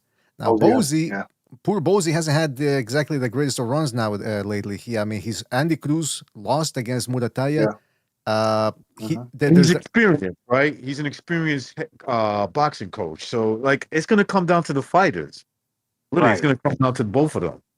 And also, Martel's a good fighter. Like that, he didn't lose to some bum. Yeah, but wasn't he also training the guy that fought what's his name, Ramos, in the welterweight division? The other Ramos. That was a guy from the Boots gym. That's the kid's father that was training. Okay. Yeah, you can't forget Stephen Fulton. That's the other one. That's the other one. But you know what? He just wasn't made for that fight. Fulton was training for Bozy when he lost to a shot. I commend guys for taking this fight. It's a dangerous fight for him. Because he's young. He's 23 or whatever, and he's fighting a guy who has the reputation of a big puncher. And Now he's fighting at 154, where he might be even stronger. So, and this is a guy who's older, older than you. I think So Boots got better timing than Xander. So staying in the mid range is dangerous for somebody like Xander. You got to stay on the outside. To me, you can't beat Boots on the inside. If you stay in the mid range, there's liable to get caught. Xander is touchable, especially with the right hand. I think Boots will knock him out if he stays anything outside. Anything outside of the outside. Like he knocked out Karen. Karen's different. Karen's a tricky Armenian, bro. That's not the same. Okay, we gotta give. I'll give Karen credit, but he did get dropped in the second fight. Karen did get No, dropped. I'm not. Listen, it's possible he gets knocked out, but it's also possible that he doesn't get knocked because that power, and some people have been saying it in the chat. Maybe it's a little bit overrated. We haven't Not even seen. overrated, especially when you're weight drained at 147. We haven't seen that power at 154. We only saw it against Lima. We always know what happened to Lima. I want to First see it round against the knockout. top, Use limo, top really? 5 boxer. Better, when you move up in the rankings, obviously we all know this. These fighters have better chins for the most part. Exactly. So I don't know. Lima. I'm sorry, but I don't know who the fuck that was. You think Xander will go? Xander will go 12 rounds with somebody like Lima. Who? Boots picked the weakest link. He picked Zayas. He's gonna beat Zayas. He's gonna knock him out. He thinks it's the weakest link. He thinks it's the weakest link. He has 2 belts. He might be the weakest link. He might not be. Like, I'm not. If it was the weakest link, you wouldn't have lost my to fucking house on that shit. You know what I mean? Wouldn't have been It's not his fault. Virgil Ortiz is a scary ass bitch. Like, what do you want him to do? Well, I don't think Virgil's scary. I think he wants that shit. I think his promoter has a different plan for him. Him and his scary manager. Yeah, he know what he's gonna do. Well, if you done any research, you know what happened, right? Nah, we know what happened. He's a scary ass bitch. We know. Yeah. Well, it sounds like you're mad that Gervonta Ennis didn't get to fight Virgil. Is that because you don't like this fight? I feel like Gervonta Ennis fans are a little bit more scared of Zayas. I mean, bro, if you're a Virgil Ortiz fan, this hurts him. So I don't know what the fuck you're talking about. No. I'm talking about the you guys wanted Virgil Ortiz because you're like a super fangirl of Gervonta Ennis. We know that, but you wanted Virgil because you felt like that was a better matchup. You knew Virgil, he's gonna come forward, and Gervonta Ennis can pick him apart. That's what you have in your mind playing out. But you know Xander is gonna outbox this guy. I know Ennis that. is gonna Literally, come forward and try to land something. I'm picking Boost to win the fight. Also, you're not gonna win this fight by being scary. No, but you just tried to bail a couple minutes ago. Like, we'll see if he loses, though. He's a hype job. So I feel like I already know Gervonta Ennis fans are already trying to like. I would say the same thing about Virgil. If he were to lose to Virgil, I would have said the same thing. You just sounded mad. Really? Virgil pulled out because you wanted that fight because you like the style, right? Come on, bro. What are you talking about? Do me a favor. Shut the fuck up. What? Just answer. Are we having a conversation, or are you getting in your feelings now? Oh, you're literally just spouting bullshit, bro. Like, you're not talking. No, you just said fuck Virgil. You guys wanted that fight, right? Of course, everybody wanted that fight. Who wouldn't? Who didn't want that? No. But you, Gervonta Ennis fans specifically, because you know Virgil's gonna be there to be hit, right? Is that a better stylistic matchup for Boots? Yes. But he's still gonna be. That's what I'm saying. So now it sounds like you guys are a little, as it gets closer, you see how big Xander Zayas is. This is not Stan Jonas, a little midget in there. This guy is gonna be equal size and be able to, outreach him, outlength him, outbox him. You know what's gonna happen after this fight? Because it's so typical with you, people like you. Oh, he was too young. Like me. Boots took advantage of a young pup. People. Well, yeah, people like you, bro. Like, no, just answer. You know it's a tougher styles matchup. What are you getting so sensitive about? It's not. I wouldn't say it's a tough fight. It's probably. Why didn't you get Fundora? Fundora and PBC are not fighting Boots Ennis with Matchroom. You know that. No, you know that in 2020. Hold on. Do you know in 2026, right? In 2026, his manager, right? Is still pulling. Wait. It's still pulling. Go ahead, bro. Didn't people on this same panel just say PBC protect their fighters? So all of a sudden they're just going to feed Fundora to a Matchroom fighter. Really? Well, that's what I'm saying. Like, his manager, Samson Liquid, is literally pulled out the size of the street card in 2026. Still. I heard he was ducking Bakram as well. Who's ducking Bakram? Ennis. Oh yeah. Do you really Oh yeah, think he was Boots? offered the He fight, looked, and he then looked he turned it down. You know, Allegedly. Xander allegedly. honestly is a harder fight than fucking Bakram. That dude is basic. He's He's there to get basic. knocked out. He's So he basic, should but have fought Very him. basic. he got a lot of I wish poor. Boots Why would didn't he have fight fought him him. He would then? have taken that fight if Boots he will was stop basic. that guy, guaranteed. That's a guaranteed knockout. Then why is he He not should have No, fighting no, though. no. him? Now you say it after the fact. He just told you he dug. Now, oh well, he would have beat him anyway. I've been saying that. Go That's back that and Floyd look. Mayweather bullshit. You run. Oh, he would have I've beat been him saying that, anyway. and he's Nah, beating nah, nah, nah. Xander You too. don't get to I'm say not it after the switching. fact. Nah, you're saying it after the fact. Don't fucking count. You're making it sound like I'm saying Boots and Xander is a 50-50 fight, or Xander might win. I didn't say that. I've never said that. Well, no, you just try to back out of it. Look, I'm you're not backing scared. out of nothing. I've never I know you don't like it. I know it has you a little that bit should more not be a nervous. competitive fight. Now, So Solver's Duran is gonna knock him out.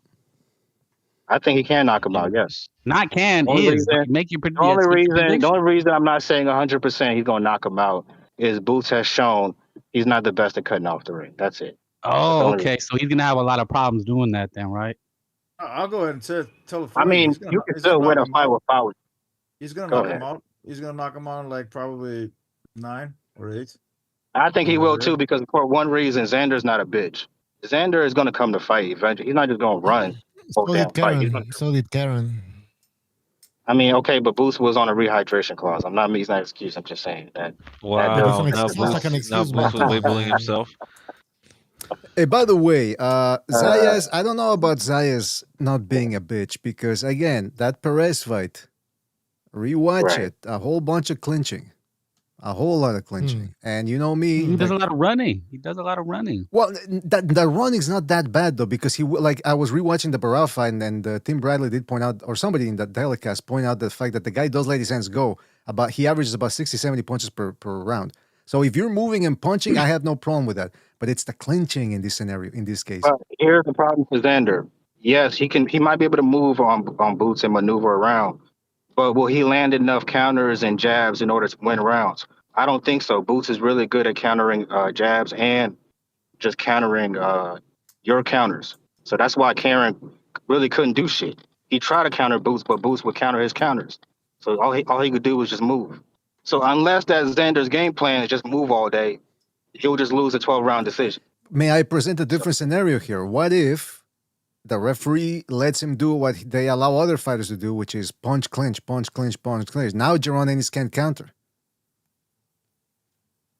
No, I still think you can. I mean, I don't think Boots gonna go in there and smother his work. If that's what you like, what Brian Norman did against Devin Haney. No, I think Boots is a little bit more technical than but if that. Zayas jabs him, and then he's on the move, and then Jerron Ennis tries to counter, and then Zayas just goes in for a clinch. Do you think Xander's got a better jab than Boots? Yeah, I don't think so. I don't think so. I mean, I disagree. one thing's for sure though, Stanionis was landing a lot of jabs on Jerron Ennis. Danny also got a good jab. He has a very good jab. So does Zayas. And I think Boots out jabbed him. Zayas has a lot. Okay, yeah, but he's fighting a shorter guy. In that one, Zayas is a more mobile guy than Stanionis, and he's got a pretty good stick. He knows how to work with that. You know, he'll hook off the jab too on top of that, and then move. I mean, I don't know. It's gonna be tricky. That's for sure. Body work is gonna be key here as well. That's for sure. Well, if you want to be a pound for pound fighter, you can't just fight guys who are tailor made for your style. You got to be able to handle all styles. So we'll see. By the way, Gypsy, I just double checked. Yeah, Gypsy, I just double checked. Yeah, check Chudazian, or however you pronounce his name, is of Armenian descent apparently. So now I don't know how Gypsy knew that. I think I know the last name, bro. I thought it was Ukrainian. Big ass nose. That's not a Ukrainian name. Well, it says that he was born in the Ukraine, but that he's of Armenian descent. So is Murad Garcia. He's Armenian. And he fights out of Germany. That's the weirdest shit ever. Murad Garcia. I mean, Ukraine is a war zone, so Murad not going to stage fights. Murad Garcia is also Armenian. Now, could you tell just by looking at the faces what you said? You had the phenotype. You know what gives it away? Now that you say it, it's the eyebrows. He looks wait a minute. It's just oh wait, I'm not like that. Certain energy, bro. I don't know. Like when you talk, the way they talk, sometimes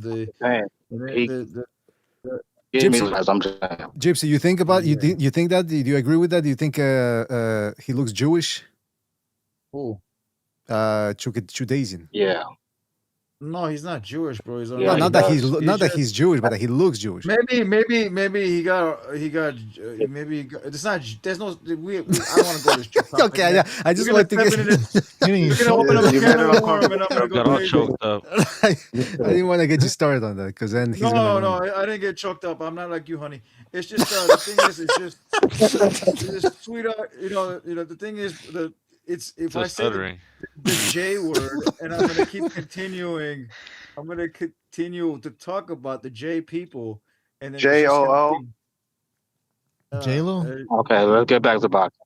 Hey, J-Lo, yeah, that's what I'm saying. That's in her big ass booty. I mean, she got a small ass. She don't got a big ass. Anyways, I saw her wax version. That's why she's a pretty small girl. Anyhow, so what were you saying? Yeah. Murad Gassiev, Armenian, yes. Hairy ass fucking shoulders and everything, definitely Armenian, bro. And then I found out he is Armenian. Well, there you go. I'm glad we could get to the bottom of that. Like Murat is an Armenian name, so is Arthur, so is. So is Avanesian, the guy boots fought, small dude. It's not. It's not Karen. It's Karen, but the guy wrote it wrong. Why there's so many Armenians in boxing? That's a small ass country. I know. I didn't know they developed so many fighters. We got a lot of fighters, but we just don't even know about them anyway. I didn't know about him. Did you know David Lemieux was? I didn't know, and then I was in school one day. I found out he's a Canadian Armenian. He does have that number. Yeah. Well, and that's the thing, though. That dude speaks like he speaks about 7 languages or something. I think he's a spy, by the way. That's why I was keeping my eye on him. I had a couple of people keeping an eye. Listen, I'm like Booty I have people feeding me information. I know things, but I will say this though. Okay, so we talked about the Zayas Ennis fight. Also in the news, Tank Davis. I don't know if you guys saw the video. Finally released a video of him with his stripper girlfriend. Now, apparently, the big deal was that supposedly he threw the stripper girlfriend down the stairs. Now, I watched the video, and I'm gonna try to play it for the people on the YouTube there, but I did not see him striking the stripper girlfriend. Although he did put his paws on her and sort of dragged her across, and I don't know, it looked like he wanted to kidnap her or something, and then she managed to escape and run away. But what do you guys make of this? Is Tank Davis, based on his prior charges, is he going inside again, or is he gonna make it out? What's the outlook here? I don't know. Just go away. Go away, little man. Wait a minute. Nah, I mean he's just a weirdo, man. He likes these type of girls, you know. He likes that drama. How old is he now? 30. Hell was that? Sorry. He's like 30. Tank is like 30. That's 32. crazy. Hey, salute to the panel, man. I'm a first-time panelist. What's the deal? This is Castro on the mic, bro. I wanted to talk about the Boots and Xander fight before y'all go on to Tank's little ordeal. Go ahead, Castro. The floor is yours, man. I got Xander putting on a 12-round masterclass. I got him Josh Kelling the shit out of this dude, Boots. Boots left his fundamentals and relied on his natural talent for too long versus weak competition. That's why it looks like he shines and he's off the charts. Ain't nobody have a 70-inch reach or greater with those opponents. Everybody was smaller than him. What else? Also, I got Xander fighting smart, using his fundamentals and his textbook boxing and keeping him on the move. Just like fucking Josh Kelly did to Bachram. Bachram was supposed to be a phenom and the boogeyman. Kelly made easy work of him or enough results to make it definite to where we knew exactly he was better than Bachram. So I got Xander putting on a 12-round masterclass versus Boots. Also, I want to bring this up real quick. Also, I want to talk about Boots' skirt he wears. Boots, every time he goes in the ring and fights, he's got this skirt on, this long skirt that hides his knees and hides his legs. How come you get to see my knees and legs and my waist, but we can't see yours? Why do you need that advantage? What are you hiding under that skirt, Boots? How about you wear a regular pair of shorts like everybody else does? And see how good your so-called footwork or whatever you got works then. That's it. I wanted to talk about his skirt though. Castro, I got Xander beating that boy down in his skirt, bro. Straight up. You're gonna find out what's under that skirt. Believe it or not, that 23-year-old is gonna find out what's under that skirt. And his fans know it. You can hear it in their speech. You can hear it. I'm going on, dude. Salute to you, BDA. Appreciate you having me. Castro, you sound pretty good, man. You should be a commentator. That's not gay. You got that commentator vibe, bro. Like the way he was like putting it together. A fan who has confidence, unlike some of these other fans. I tell you what, though, Castro jumped in here. If he loses, I was wrong. Okay, look, you got to look at what's really going on. You got an old, outdated, maxed out gym. Nobody in that gym can give Boots competition, can give him sparring competition with what he's going to face. I mean, he's got a 70-year-old driver, 70-year-old leader in that gym. He's maxed out. He left his fundamentals because he relied on his natural talent for too long versus weak competition. I got Xander Zayas, Josh Kelly, fucking Boots, bro. I got him Josh Kelly and Boots like Josh Kelly did Baccarat, bro. I mean, I can't emphasize it enough. I see it. It's all there. The Olympic pedigree, the Olympic background, the sharp fundamentals, the gameness, the activeness. The gayness. Boots has been on his ass playing safe and sound The this whole aura. time. Did you say the That's hold it, on, I'm did you through. say the gayness or gameness? Say gameness or gayness? Yeah. The gameness, the okay, gameness as Xander had showed, and his output and his activity level and his what do you call it? His consistency, how he keeps trying to fight, no matter who it is, bring it out here. I think we're gonna be surprised by this 23-year-old kid, bro. I really do. Well, you're That's not it. gonna be. That's all. But I don't. It sounds Repeating like myself about the Josh Kelly Baccarat thing. I'm telling you, I see it. The more and more I think about it, I see it happening, bro. I see Xander taking Boots down through there and it being like a trilogy, like a Karen situation. But I wait, see it wait, maybe wait. being a trilogy Castro, Damn, after I rematch. feel like placing a bet now on Castro's on pumping people Zayas. up, man. Castro, you came in here and you did it a cappella. First of all, but second of all, you won't be surprised though because you sound pretty confident in your pick. Can you hear me still? Yes, we can hear you, man. Bucho, that's all you needed to put a bet on Xander. This guy coming in here and going on a rant. That's all you needed, bro. I haven't. I'm Where I still lie not at, sold though. on Boots Ennis. Still not sold on Boots Ennis. I'm telling you. I've been telling you this for a long time now. Bro, he'll be 30 in less than 6 months. He's got over 30 fights. He's got 3 years, if that, left on his prime. If Kerry didn't take it all out of him already, he hasn't been the same since the Karen Kukadajan fights. Those 2 fights, bro. He'll be 30 in less than 6 months with over 30 fights, bro. He's maxed out and he can't see. And we know he can't see. We know he didn't have the LASIK surgery because the fight's in New York. Little Virgil can't fight in New York because they outlawed the LASIK surgery. So we know Boots still can't see, bro. Little Xander's gonna win this fight, bro. Bucho didn't go to Sunday, so like Sunday preacher ceremony or whatever he goes to. So he needed that shit from him. He needed the Castro experience. But wait. What's that about the LASIK? What's that about the LASIK surgery? We need more context on that. I didn't quite get that, Castro. Could you maybe elaborate a little bit? Okay, apparently the New York State Athletic Commission has outlawed any fighter that's had the LASIK surgery. Like if you've had the LASIK cosmetic surgery, they feel like you can have the surgery and enhance your vision. I mean, you can make your vision better than it was before. So in New York, if you've had any type of LASIK surgery, you cannot fight over there. So that's why Virgil can't fight Xander in New York either. So we know if Boots is fighting Xander in New York, we know he is yet to get the LASIK surgery as well. He still has to look through those Coke bottle glasses. I'm gone, y'all. I said what I had to say. This dude over here on the panel pissed me off talking all that hot shit about Boots. I had to come check something real quick, y'all. I'm gone. Salute to the panel. BDA, salute to you. Sobers, you know what it is, homeboy. I'll talk to y'all later. I'm through. He cooked you. I see what it is. This guy is a salty Virgil Ortiz Nah, you fan. didn't say nothing when he was up here. Shut up. You quiet. Well, we know he's an Ortiz. Now you talking. We know that he's he an left. Ortiz guy. So are you. When he so are leave, you. I'll be talking again. What's the name? Frank the bitch. Rare Frank the bum. Whatever. You should. Why didn't you get at him when he was up here? You was quiet as a I let the mouse. man have it, bro. Oh, okay. Now you talking. That's a buster. That's a fucking buster. We let the man have his time. I'm not gonna go and talk over him. It's civilized over here. But anyways, wait till he leaves. Anyways, and he left. He left because he didn't want no rebuttal. So that who's really scary. Hey, by the way, can I say something? Because the guy said something about the LASIK surgery, and I was listening very intently because I went here in Montreal. I'm not kidding. I went to do the LASIK surgery, and they said, well, it's a procedure. So they do different procedures there in the clinic where I went to. And by the time I woke up, I don't know why that's why I was thinking I should have been suspicious when they said, well, we're going to put you under. What, for eye surgery? I woke up, I came out looking like this. Look at this. I said, wait a minute, what's going on here? And I'm not kidding around, man. This is disgusting. So that's why I was very interested in hearing what this guy had to say. But back to that. That's a very now you got laser eyes. You got laser eyes. So you went for LASIK eye surgery and you got big boobs instead. Well, I mean, why your doctor? So real quick. How gay is that from the New York State Athletic Commission? So you're telling me if I just did something to enhance my eyesight, that's considered an advantage? Apparently, man. I mean, if you got laser eyes, you can pretty much put a hole through his head with your eyes. So that's Man, Hey, Okay, stop I'm capping. You literally got shooting penile out. enlargement surgery. If I'm pause. literally shooting out lasers, okay, that's I different. got But that reduction, by Maybe, the way. I got the reduction.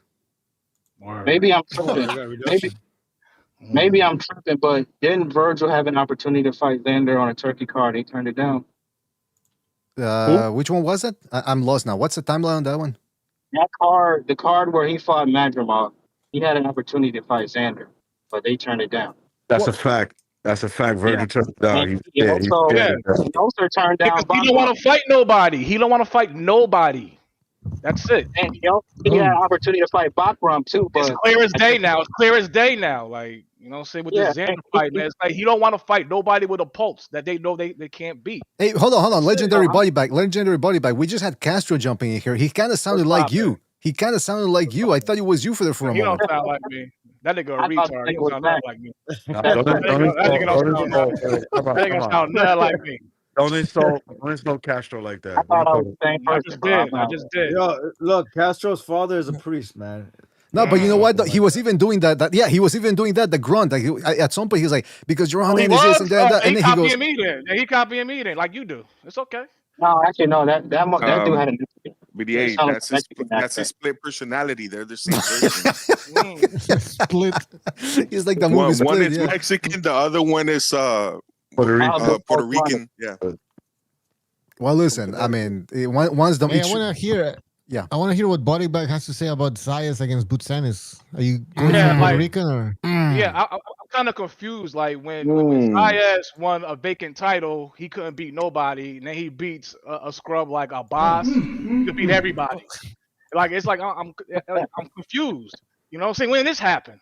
You know what I'm saying? So I got Boss ain't Boots. no stop. Yeah, I got Boots beating Zayas. You know what I'm saying? Probably by stoppage. Cause the kid gets hit. He's a good boxer, but he has no defense and no power. He gonna get fucked up. And listen, if he puts up a good fight, take his power, it'll be a good fight. But I still got him losing. And that's it. And hold on. Don't sleep on Sayas, bro. I'm not, but he ain't shown me nothing. He ain't shown me nothing. He hasn't shown me nothing that he could beat the whole division, especially Fundora. Fundora is the guy of the division. That's it. Ain't nobody beating that nigga if he established that reach. Ain't none of these niggas beating that nigga. Like, you stop saying the N word. Nobody's beating the Twin Towers, bro. Yeah, That's the Twin Towers. Him and it. his sister Gabby. That's the Twin Yeah, Towers. Gabby, and I love Gabby too. Yep, Gabby too. Wait, Yeah, I call them the Twin Towers. Miklo, there's somebody that could beat the Twin Towers, and that's Allah. Now wait a minute. No, what's going on? Hey, recognize. Have you seen what's his name? Shiraz? Baby, man, Shiraz will be. Shiraz. That's the man. That's the man for the job. Same height. Yeah, absolutely. You blow it. Different weight class. Carlos And they the same Adames. height. Carlos Adames would beat Fundora. You saw how he did. Well, listen. He would do the same thing to Fundora. The best guy at 154 that probably has a chance to beat Fundora is Boots because he has the footwork and the upper body movement. Because you have to like get on the inside. You're gonna have to use your footwork and your upper body movement, your head movement to get in close with that dude. If you stay on the outside, he's gonna pick you apart. If you try to run, he's gonna pick you apart. So you got to get in close. You know how Canelo used to fight on Colin Smith and the other bigger guy at 68. He knew how to get on the inside. He knew how to close distance. So he probably has the best chance. But shit, I still say Virgil's the guy to do it, but please, he's getting stopped. First of all, you got to get in the ring with him. Fundora's getting better using his leverage now, bro. He's not getting in the ring. Distance. Yeah, but listen. We already established Virgil won't even get in the ring with fucking Boots. He definitely not getting in the ring with Fundora. I'm just saying Especially- he'll beat especially- Fundora. No, I'm he's just not. saying he'll beat him. He'll probably knock him out. Well, he on the show. He's being protected by He ain't Saudi fighting nobody now. politics. He ain't fighting nobody now because he's a duck. I mean, Samson is protecting him, so I don't know what the fuck is the point. Wait, Gypsy. You saying that Virgil knocks out Fundora? Yeah, dumbass Virgil nigga. and yeah, You're a you dumbass don't believe- nigga. I mean, that's what you believe. I mean, you're dumb as hell for saying that I'm a dumbass nigga. Stop stuttering. I'm not stuttering. Why you nervous? I don't stutter. I'm not Now I nervous, know bro. you're nervous. I mean, if I start talking Hey, loud, Gypsy, be careful, bro. Concentrate on the road, Gypsy, please. I don't want you to have an accident. No. I'm not on the Crash road your right shit, now. nigga. Crash your shit, nigga. Crash I'm your gonna crash shit. it. I'm gonna crash it You're right a into your dumbass nigga asshole. anyway. Hey yo, Right hey, in your yo, asshole, bro. yo. Right in your asshole, bro. Just send me your location. Oh, Gypsy Hey, comes out. You know what Gypsy? Hold on. You know what Money back, Gypsy? send Hello. him your You know what? location, You know money what back. Gypsy does? You know what Gypsy does? He does the bob and weave. He bobs, weaves, and all of a sudden, boom, left hook, man. Out of nowhere, man. He's Jeez, he's very deceptive. Yeah. well, it's the Armenian inside of him. They're very deceptive people. No, I'm kidding. I'm kidding. No, but listen. Oh, I'm kidding. I'm kidding. I'm kidding. I'm the- kidding. I'm kidding. It's the Karen Chukadakadayan from Yeah, whatever there the you guy's go. name is. Chuk Daisian. Yeah, but hey, legendary. I gotta tell you, when you said that Zayas would lose, you sounded very dejected. You're like, I think he's probably gonna lose, man. No. I sound confident. Like he's gonna lose. He's a good fighter, but I think it's too soon. Um, I think his real weight is at middleweight because he's breaking at the scene. I saw the video you posted during the live, and he's already fat as fuck. He's like two and some change, That's bro. true, huh? That's true. He does look He kind of looks chunky in there. crazy. Like he looks big as fuck. So he's gonna have problems cutting the weight for this fight against Boots. That's gonna be another disadvantage for him. Cutting weight and getting down to 154. He looks Hey, like 100 pounds. and real quick, that's another thing people are overlooking, bro. This low key is a cash out fight because once he moves up to 160, it's no big fights up there for money. Think about And it. I'll do you one better. The only reason why Top Rank got that DAZN deal is for this fight. DAZN's like, listen, we ain't signing you until you give us this Boots fucking Xander fight because they had so much problems with the DAZN Virgil fight. It was like, nah, we ain't signing you niggas for nothing unless you guarantee this fight first, and that's what The happened. zone press Golden Boy for the Virgil fight too, but the difference is Virgil's a scary ass bitch, and Xander's not. And Top Rank is desperate for an app or a network deal, man. So their hands are tied. They got to sacrifice this kid, man, to Boots. Well, now listen. Before we That's what's continue, going on. That's the play. But There are big fights, but maybe not money wise big fights at 160. There are like really good fights out there at 160. What's the big fight for Xander at 160? Well, you got to dust off Lara. Janabek. Janabek. Ain't no big fight. It's not money wise, but for a profile that's what I said. Not money yeah. wise, bro. It's not money Yeah. wise. Oh. It's just a good fight. I don't know. He's not gonna walk That's a out tough of it. fight too. That's a tough fight too. He's gonna die. It's a in very that tough one. fight. by the If way, he can make the weight, Janabek, he almost died making weight last fight, right? He should just move up. yeah, he was having a heart attack or something. Hey, by the way, shout out to Jay Nels for his contribution with the super chat. Shout out to Jay Nels. He says, would you blame Boots' promotion or managers for his lack of notable fighters on his resume? We got to get over the OBS. Dudes got to fight each other. Well, that's what they're doing now. They're putting the O on the line, like just like Gypsy puts O's on the line, he puts them in the crosshairs. These guys are doing that. So, and before we get to that one as well, because there's shout out to Hood Mike who says shout out to Mr. BDA. Well, shout out right back at you there, Hoodie Mike, and thank you for your contribution. And shout out to Quickslot for his contribution with the super chat as well, who says he has an emoji there of a smile. But shout out to all of you guys for joining us and the contributing via the super chat. Really appreciate it. Hit the like, hit the like, hit the like. This is open panel. Anybody can jump on. And what do you guys make of it? Let's go back to Janel's comment there. Would you blame Boots' promoter or managers for his lack of notable fighters on his resume? Both. I think it's a combination of things where his management didn't do the best, but it's also a combination of the era he was in. When he was coming up on Showtime, those guys like Sean Porter, Ugas, Earl Spence, they were not going to fight him. Or I Keith agree. Thurman, I forgot. Danny I'm ashamed Garcia. to say I those guys. agree. Yeah, I'm Yeah, ashamed to even say if it, but I agree. Listen Like, to this. do you know that the Boots couldn't get those guys either? So Listen to blame his this. daddy. Listen to this I love blame fest between legendary Bodybag and Redbreed. They're getting along Shut very your well. ass up, BDA. I'm Shut just your saying. ass I'm just pointing out. Come on, I can't point out the facts here of what I see. up. They No, it ain't no need a- fact. It's not a fan fact. knows I'm cooking. That's they need all. a room. He- I disagree with he the nigga. That's understands it. his I boxing. disagree with the nigga. That's it. Legendary, don't make me get boxing chief in here again, so we can start the debate. Yeah. Roy Jones versus Yeah, that Roy Jones. Yeah, that Roy Mitchell Jones hater. Wilski. He That's ain't right. up with a dick eater. Oh, come on, jeez, Louise. All right, Wait, hold I on, blame hold the on. dad. Wait, hold on, BDA. Let me just say this. Every time you and Chief have those little history shows and shit, that dude can't help himself to bring up Roy Jones and hate on that nigga. Like he can't help it. Every show he brings up Roy Jones to hate on that dude. Roy Jones hater. he was part of. I think Yeah, he was part of. I think he confirmed that he was part of the Roy cut between 1999 and 2002 when he was fighting pizza Or the delivery Roy guys. Cop? And yeah, Or the Roy Cop? No. Hold on a second. Hold on. That sounds personal. That's none of my. No. By the way, I All can do the Morse code here if I want to. Anyway, listen, the point is this. So we got Boots and Ennis. Hey, are you guys surprised that, again, I don't know how many pay-per-view bites it's going to do. I think it's going to do well in at the gate because you got a guy from Philly that not that far away from New York, Yeah, and then you got a New York guy, yeah. Boricua. But at the It's a local, yeah. It's a regional good fight. But- That's gonna do very well at the gate. are you It guys does. surprised that it really did rile up the boxing world, at least on Twitter, a lot? It's a This good fight, fight. Yeah. No, I'm not surprised. Hey, It's I'm a good sorry. fight. Well, surprised about what? the fact that at least on the Twitter sphere, when it comes to in the Twitter boxing sphere, a lot of people were riled up by this fight. They were really a lot of people were talking about it. It's between a 23-year-old guy who hasn't really fought anybody against Gervonta Davis, who's not really that big a star either, but it seems to have been. Because the reason why is because you got two popular fighters for the most part. They're mostly in their prime. Xander not yet, but he's a young guy taking a risk. So two hungry fighters, they're not washed, and they're fighting each other. That doesn't happen a lot in this era. So He's trying to sell people this like fight that. so bad, so hard right now. Like even like Teofimo, even like Teofimo and Shakur was different because Teofimo had already lost. So like we've seen him lose before. We've never seen Xander lose. So that's why people are so riled Well, up. that to Sobers's point there, it brings up an interesting question. Would Ortiz versus Ennis have been bigger, at least in the boxing world, with the fans and getting their all riled up on Yes. Twitter?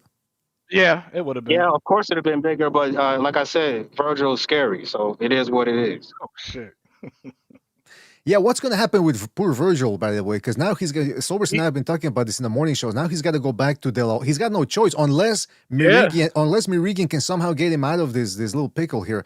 I'll tell you what's going to happen. I'll tell you what's going to happen. Boots is going to collect the belts.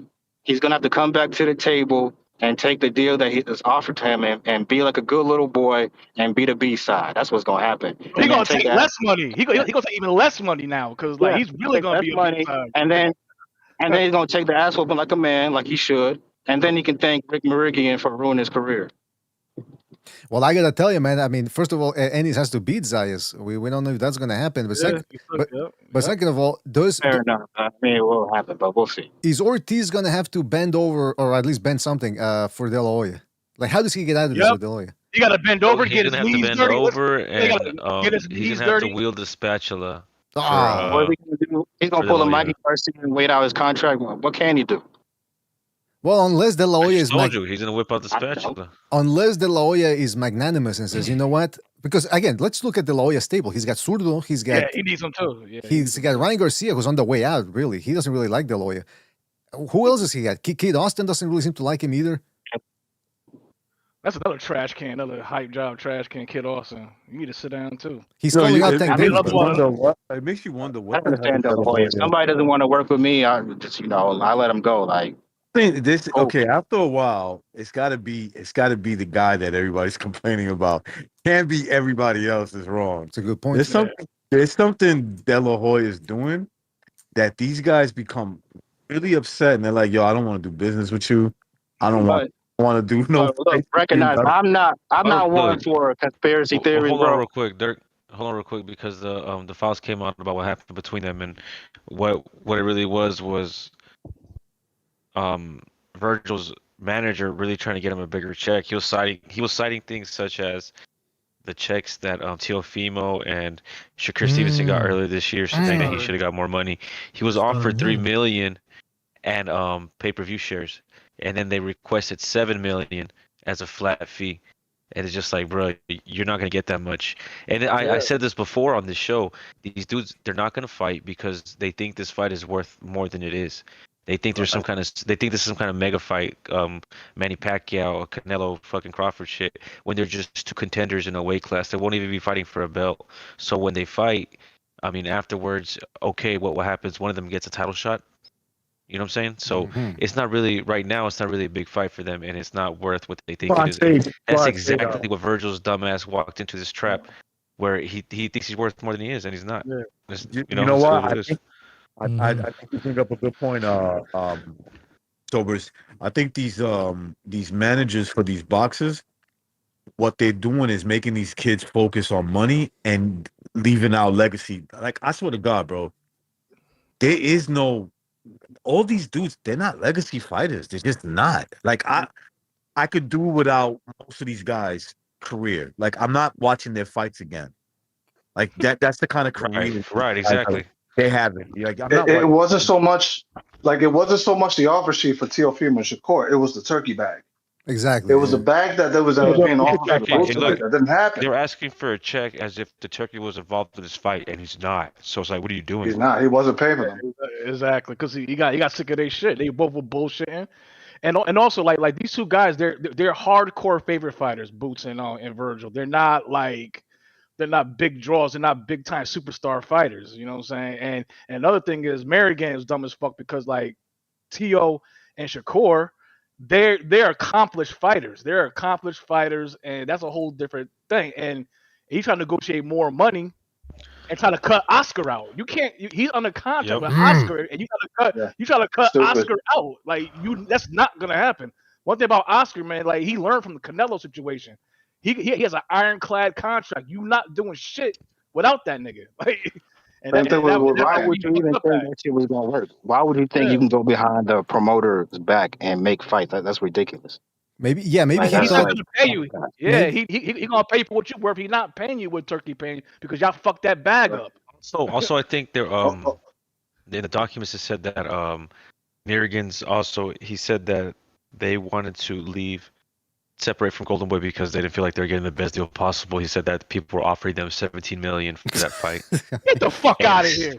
And it's like I wonder who was doing that. And then I got the craziest idea: was Zuffa doing that? Because maybe they did give Conor Ben 15 million, right? That's like a real number. Wow. Oh, hey, speaking of Conor Ben, Right. speaking of Conor Ben, now he's saying that Hearn didn't loan him money. But then some people on Twitter were saying, well, hold on, is he being slick and saying Eddie Hearn directly didn't lend you the money, but maybe he did it through Matchroom, through the company itself. But yeah, Conor Ben was doing an interview. He's driving around in a car, by the way, like his Taxi Cab Confessions or something on HBO. And he's driving around and they're asking him questions and they didn't ask him about the fucking PEDs. And again, they're throwing him these softballs. I really am starting to dislike more and more Conor Ben. This dude he seems fake, He's disingenuous. a trash can. He's a trash can. He's a domestic level fighter, bro. He's a domestic level fighter. He is trash. I mean, but he seems to think that he's, and now this payday is going to his head. Yeah. He's not a complete Frank trash Warren can, but he's a said trash he can't can. even win a local area title. I don't think he wants to. He just wants to make as much money as possible. And he's He turning goes out against to a be. B-level fighter, he gets beat. He's turning out to be Chris Eubank Jr. too. You remember Chris Eubank Jr. didn't go for any big fights. He would just take take money fights in the UK. Now that He's brings just us. living off their father's name. I know. He's more Exactly. like Ryan Garcia than Ryan Garcia, you know? In a way. No, wait, what? It's more like Ryan than Ryan. You know, Ryan is actually a champion now. Has Conor Ben won anything? No, Oh, he's just that's using it, his yeah. name. Ryan Garcia He's just than using his name to get fights. Now I wanted to Anyway, bring that's this up too, though. By the way, Devin Haney is also in the news because people are turning on him. Again, we've pointed out on this channel before that. on board that listen, Ryan is I do believe Ryan's a clown. What I mean by clown, I'm not talking about physically. No, he'll fuck most Yeah. people that call him clowns, he'll beat the shit out of them. Violence They won't say it to his face. They will never say it to his he'll face. beat the They'll never say fucking it to his dog face. shit. He'll beat Yeah. the dog shit out of you. Where he's a clown is his commitment to the sport. That's where he's a clown at, right? But so you would think that a guy like Devin Haney, First of all, like the dude's on steroids, but like allegedly. Yeah. all that working out. Recognize, I won't call him a clown. I'll call him gay. Right. I'll just say My point is Just that when you're a bigger clown than Garcia, because Garcia's a clown in the sense that he doesn't take boxing serious. He doesn't take it the way he should. Right? He uses it like to for fame and whatever. Where this kid, Devin Haney, you could tell he's actually working out in the gym. He's putting in, but got such a lame attitude that a half-assed Ryan Garcia is still better than him. Like, could probably still beat him in the ring. Could outsell him. He just got everything over him. Everything. Undercards. He fighting on his undercards. Yeah, What- like he could, bro. He got every factor over him. Every factor over that. Bigger, kid. stronger, faster. Yeah. And Devin Haney is the one that takes it way more serious than Ryan Garcia. Yeah, that's He's a got good every point. physical factor over him, not technical. You saying recognize? You saying he's that dude that got a Rolex and a Lamborghini and still gets no tail? Yeah, And you're right. just the dude that That woke up. Ryan Yeah, and Garcia. no, he's a mark. Yeah, he's a mark. That all the bitches like to take all of his money, use him, Ryan Garcia take would all take, his money. if you compare it to girls, like if you did a comparison, Ryan Garcia is the guy that takes his that always takes his girl away. Absolutely. That's basically who he is.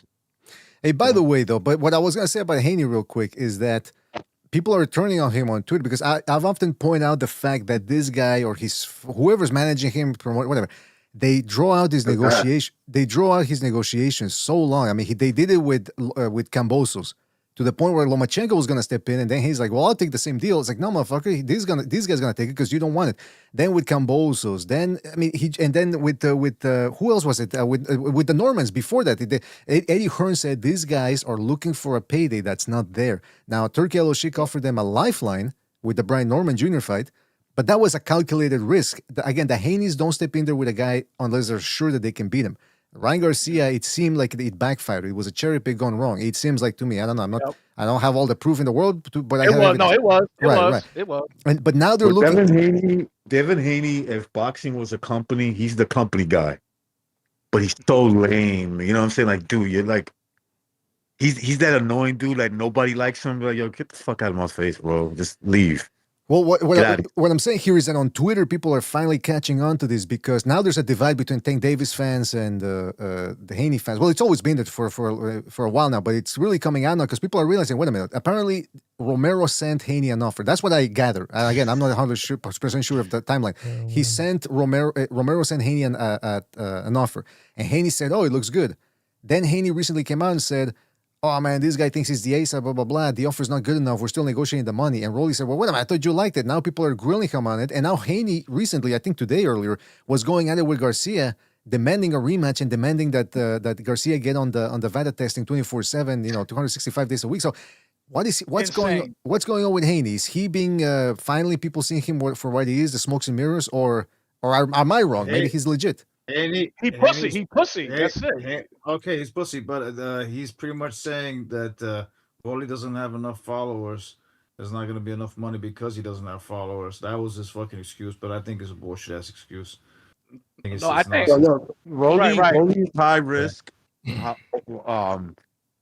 Rolly is a high risk for Devin Haney. Imagine Rolly beats both of them. That's funny as fuck. That is insane. That is insane. That is insane.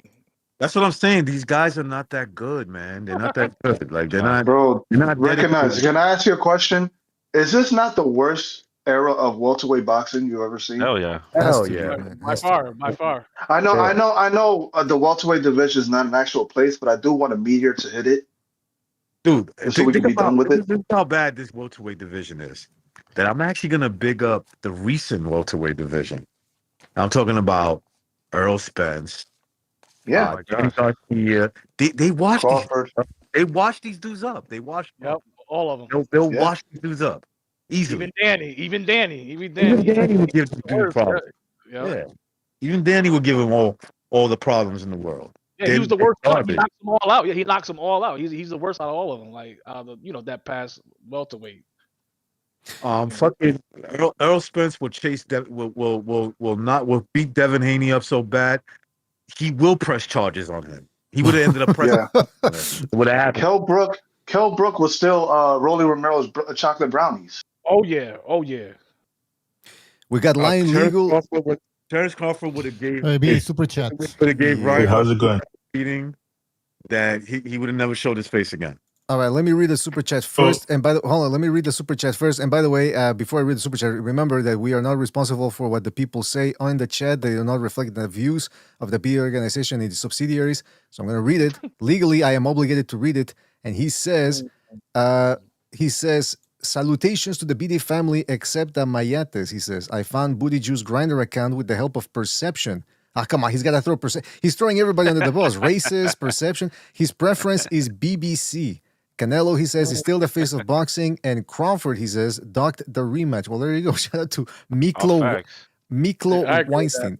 That's Miklo Weinstein. Hey, salute to that guy. Salute to Miklo. Sounds Facts. yeah, Wait, Miklo Weinstein? It's a different. It's another one. It It's sounds another familiar, one. by the way. Sounds like a guy that might be on the panel right now. But anyway, yeah. I fucking knew it. I fucking knew it. I fucking knew it. But what were we talking about? The welterweight division stinks. Yeah. Yeah, And how trash it was. How trash it is. Yeah, they're trash, bro. That they're so trash that the last generation, bro, they walk through them. They walk through these dudes. Yeah, that wasn't even a good. That wasn't even a good slaughter. That wasn't fighter even that a much good. either. Yeah, exactly. That wasn't even a good one, man. That was, Nope. bro. These dudes are trash. It Anyway, was always yeah. Devin Haney. Devin Haney is a joke, bro. Until like he mans up. Look, bro, you're not fooling anybody. Everybody knows you're on steroids. Like, stop trying to get an advantage in the ring. You took 2 losses off your record. Everybody knows who you are. I've been saying this since before Garcia exposed him. Okay. Yo, the cope is crazy with Devin Haney. The cope is fucking Bro, crazy. it's like, bro, man. how you take steroids? Like, how bad are your genetics, bro? That you're still taking steroids and you still hit like a Like I said, bitch. man, Rolling. Like, Hey, Tobers, Rolling doesn't lie. That kid doesn't lie. He doesn't know. yeah. Lie. He's retarded because he's retarded. Everything he says is honest. He's too stupid. No, he's too stupid to lie. I agree. Yeah. Yeah, what's the Everything you saying? said- Drunks and children always tell the truth. That's right. So his brain is basically a child. So yeah, he's telling the truth. Yeah. by the way, the worst era, a little trivia out there. Shout out to Boxing Chief. He would enjoy this. The worst welterweight era, a lot of people consider it to be the period between 1908 and 1915. So go check that out. Maybe it's actually The good old days. The Maybe good No, old I'm days. good. I'm good. I don't give a fuck about that. I was that shit. 17 back then, by the way. I Yeah, still remember. that's before He was Federal 17. Reserve. That's Has there even videos out for that shit? I know. Nobody gives a Maybe flying Bob fuck has them. about that It's shit. like a drawing or some shit. Over You 100 gotta, years you ago. gotta be a hardcore fucking nerd to know about that dumbass shit. Yeah, Nobody, niggas didn't even have social I know, right? security numbers yet. That's Well- crazy. nobody Bro. gives a flying fuck about that. Now, I'll tell you what, That'd be the biggest thing to there know. was still Jews around that time, so Oh shit. shout out to Virtuoso for his contribution with the super chat. Shout out to him. And he says, what's he saying here? Hold on. He says, if Ryan fought Crawford, he would end up crying in a hearse, forget an ambulance. Oh, so he's saying he would go to the He cemetery. would have got He would destroy. Corporal destroy that kid, man. Yeah, listen, I mean, I don't know what Ryan. And by the way, Ryan Garcia has recently said, he said, haha, you guys are falling for my rage bait. Which is true. Like, how do people Oh, fall for really? rage bait still? But I he's mean, a retard too. He's a retard too. Like, Listen, man. Ryan they're Garcia. all soft. They're all soft. Like him, Devin. Like they're all soft, man. Like they all these dudes. Like Rolly's retarded, Ryan's retarded, Devin's soft. you like it hard, is what you're saying. You like it when yeah, it's nah. hard. it's hard. Not just like real fighters, man. You know what I'm That's saying? right. Like these guys. No, you prefer it Yeah, hard. yeah, the divas. No, you prefer hard, nigga. No, you prefer it hard, bro. What the? All right. and You prefer the hard with the core, bro. I know. Frank I know. just pointed something out here, by the way, that, yeah, this was making the rounds on Twitter. Actually, somebody tagged us on this on Twitter. And again, I don't know the context. I'd have to watch the whole clip. And because I did find the podcast, somebody, I think it was Bray too in Discord also posted this. And he actually posted the whole podcast. So I'd like to listen to the whole thing for context. But apparently, the context that I gather is that it's Devin Haney fans talking about Devin Haney and some of the lies and the slander that's being thrown his way. Check out what they had to say about that. Yeah, with the young King Dev, I just feel like I have a responsibility to defend him as my brother. You know what I mean? Because I just know the propaganda is heavy. Devin is all of us, man. He is all of us. Anything they can do in it, they do to him, they can do to us. They do to us. So he says Devin is all of us.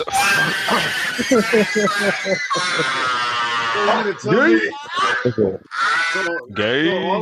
So all of them don't know how to punch. Is that what you're telling me? Nah, come on. See, You're but all pussies. Mental illness, man. Mental illness at the highest level. Fuck. what was that? Man? Highest level. I thought that Crazy. was Bucho playing that. But what was I gonna say? Yeah, so, That's mental illness at its highest. I agree with Gypsy. by the way, one of the guys, he's wearing like body a, back off. That was me. Oh, body back. That dude was live body earlier, BDA, and he sounds like he kind of reminded me a little bit of a Booty Loose. You know, he kind of sounded like he was on the verge of tears while he was talking. Right. I don't have a lot of time, guys. We really got to get this going. And I was like, what the fuck is going on? That's crazy, man. Yo, Devin is my brother, and I just gotta defend him. But yeah, for someone to act like that for a You know what fucking it is, bro? boxer, He was like it's fucking castrated when he crazy. was little. Yeah. He's a castrado. He's a castrado way. He's one of those He kids kept that his- sing at he the kept his choir. singing voice. Yeah, He kept his singing voice. He was a choir boy, so he had to sing the Ave Maria. So they had to castrate him so he could keep that childish voice. That's disgusting, man. But yeah, I mean, one of the dudes on that podcast, he's wearing because his avatar, it's his picture, is him with a like one of those tuxedos on in a bow tie, and I think he might be like a Nation of Islam because that's how they dress. I don't know if they still dress that way, but that's how he looks. And I did look at through his channel. It's all Devin Haney all day, every day. So I don't know if he's trying to get Bill Haney on the way there, because that's how you can get some clout, right? If you always have somebody there to interview. Tell me you're a cornball without telling me you're a cornball. He's a Devin Haney fan. I mean, That's what I'm saying, bro. Look, you can be the fan of whoever you want. And again, I don't understand the context. Maybe they're kidding, right? Maybe they were being facetious. You could be a fan of it, but it just to me, like out of all the people, that dude is fucking nerd. Yeah, you're a fucking nerd, bro. No, that's some sim shit. I mean, listen, I don't know the context, so I'm not gonna jump to conclusions. Because again, maybe they were kidding. Larry told me that Ryan Garcia is good for the drug test. Yeah, like get bro. That's his little brother. Yeah, that was weird, right, man. right. That whole thing was bizarre, and it hasn't been explained. Yeah, it hasn't been Yo, explained. he didn't pop. That's why, man. It's damage control. Because that hype job got exposed. He got beat the fuck up. That's it. Ryan Garcia looked like shit in that fight, but he was out of shape. He was gassing out. Thank you. Every time he let his hands go, he obliterated that fucking faggot. Broke his jaw, made him shit his pants. That's it. Body bag 100% right. You know I've been saying it, BD. I say he looked like shit in that fight, and he's still way better than Devin Haney. He took rounds off, bro. He took rounds off, and whenever he has his hands number. go, That's what it is. He fucked him He just up. got his Like, number. no problem. Every time he let his hands go, he fucked his ass up. The thing that gets me though is when people try to be Haney's kryptonite. When people try to be delusional and they say, "Well, why do people hate Devin Haney? Why do they hate?" And I'm thinking, well, hold on, let's back up. When he says, "I'd never let a white boy beat me," and again, what does that? People say, "Well, he was just selling the fight." Okay, well then Ryan Garcia is also just trying to sell the fight when he goes on his racist rants, or Teofimo Lopez too. But no, they don't. No, then he's really racist. Then he goes around with his gang of thugs beating up on carnies or beating up on Tiger Johnson. You're a boxer. Yo, hold on. You're a fucking boxer and you jumping kids at the carnival, bro. You're a fucking professional boxer. Hey, he couldn't even knock out I know, like you look like a fucking bitch, my nigga. He couldn't even knock out the 15-year-old when he punched him. That's crazy. Like a bitch, nigga. And apparently, I have even phase him. Somebody told me, and this person, you're a boxer. A smack should be enough. Somebody told me, and I trust this person. Hold on, hold on. Somebody was that Reagan? Sorry, what? No, go ahead. I'll let you finish. I'm gonna tell you something that you guys were talking about with Devin Haney. But go ahead. Well, also the drawing out of the negotiations, acting like a jackass towards Lomachenko, push-shoving him, being a weight bully. And again, people have tried to defend the weight bullying. Well, I mean, if you make the weight and you dehydrate 30 pounds and you're on fight now, you weigh 15 more than your opponent, and guess what? That's an advantage. He knows it. That's why he's telling these guys multiple times, 5 different opponents. You're too small. And I have it on good authority. Somebody told me this that I trust. The guy that they try to beat on at the carnival, the guy was mentally deficient. Like he was special needs. So I mean, yeah. Going back to that guy. Going back to the guy at the park. If you look at that video all the way through, they sneak attack him, right? They jump him. And they were struggling. Okay, they were struggling.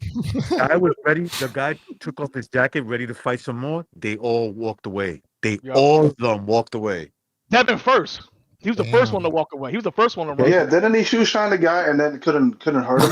The dude took off his jacket. You could hear him saying, "Let's do it again. Let's go. Like let's do it now." And sucker they walked punch, away. By the way, too, right? I recognize it was a sucker punch too. By the way, Haney got enough points in that, so he walked away, bro. He was just outpointing them. That shit. Yeah, exactly. He made it to the round. He made it to the round. Yeah, 3 minutes, bro. You count the entire video. Bro, I never respected that dude. I never had respect for him. I always said it.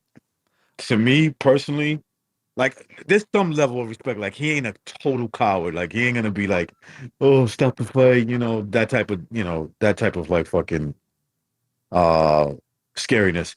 But in terms of like where he stands in boxing, he's worse than a plant. Yeah. Because a plant, at least you can plant him somewhere. This dude already got exposed, and they had to go out of their way to get their O back. They did it twice. Like, come on, bro. This dude is a Who's worse, him or his father? His father, I can't stand his fucking father, man. Nigga Yeah, talk about His nothing. father does all the talking for him, man, and it And he makes don't it know what the worse. fuck he's talking about. He talks in circles all the time. Don't know what the fuck he's talking about, bro. Like he be It's lying. that He don't. cocaine.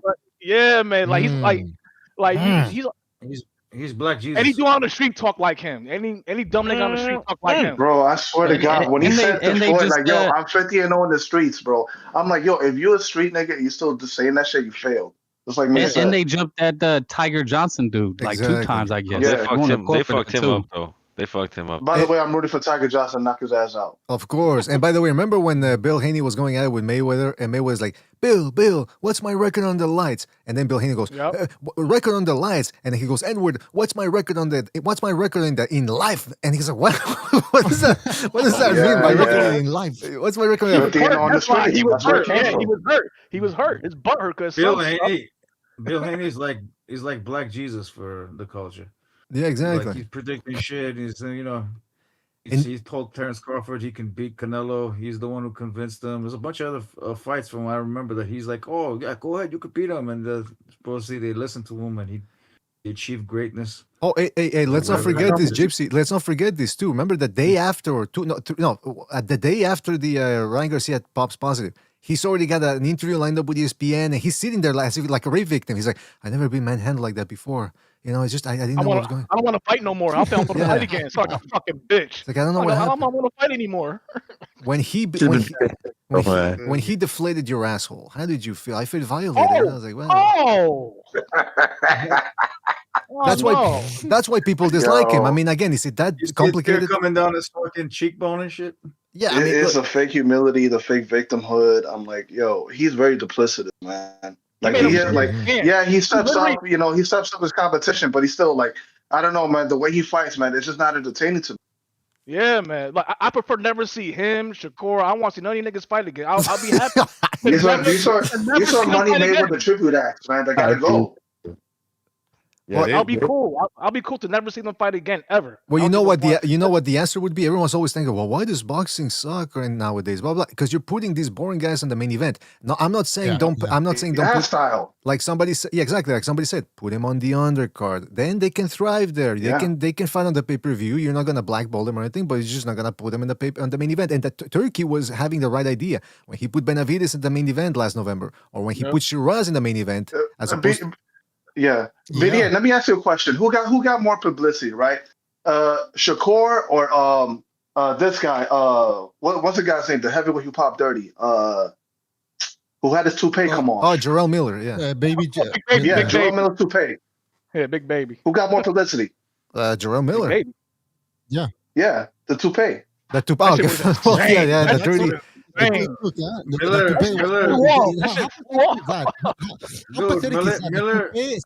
How pathetic is that the toupee stole the show?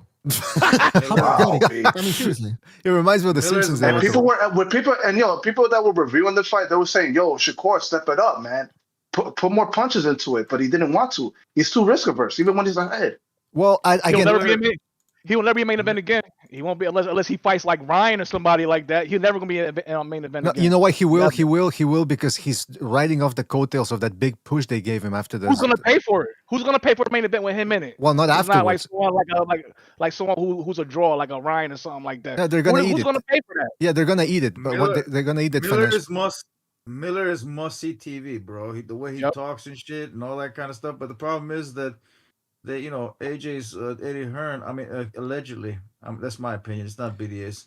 Well, Big Baby sucks. Big Baby sucks, and he got no power. Big Baby sucks, and he got no power. He got no power, but he got an engine on him, bro. Like I think that if that was Andy Ruiz instead of Andy Ruiz, if it was him, Miller, he would have done the same thing to fucking AJ. That wasn't AJ's night.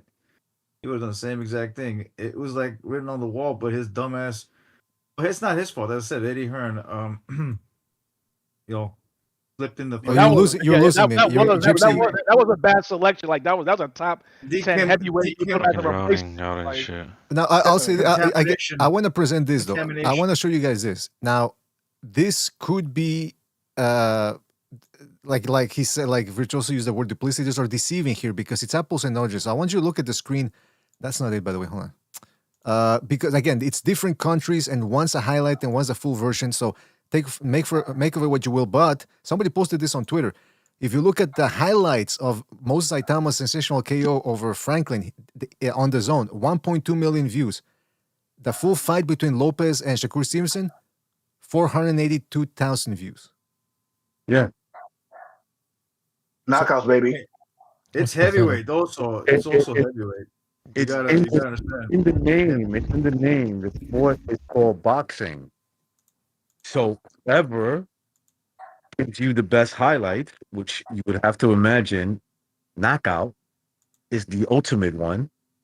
That's gonna sell more. That's just common sense. This is why it makes me laugh when I hear these dudes say, "Yeah, but boxing is more than knockouts. You know, there's boxing ability, blah blah blah blah." And some of these guys are so good they don't have to take the blah blah. No, that's bullshit. If a guy can knock you out, trust me, he'll take the knockout any day.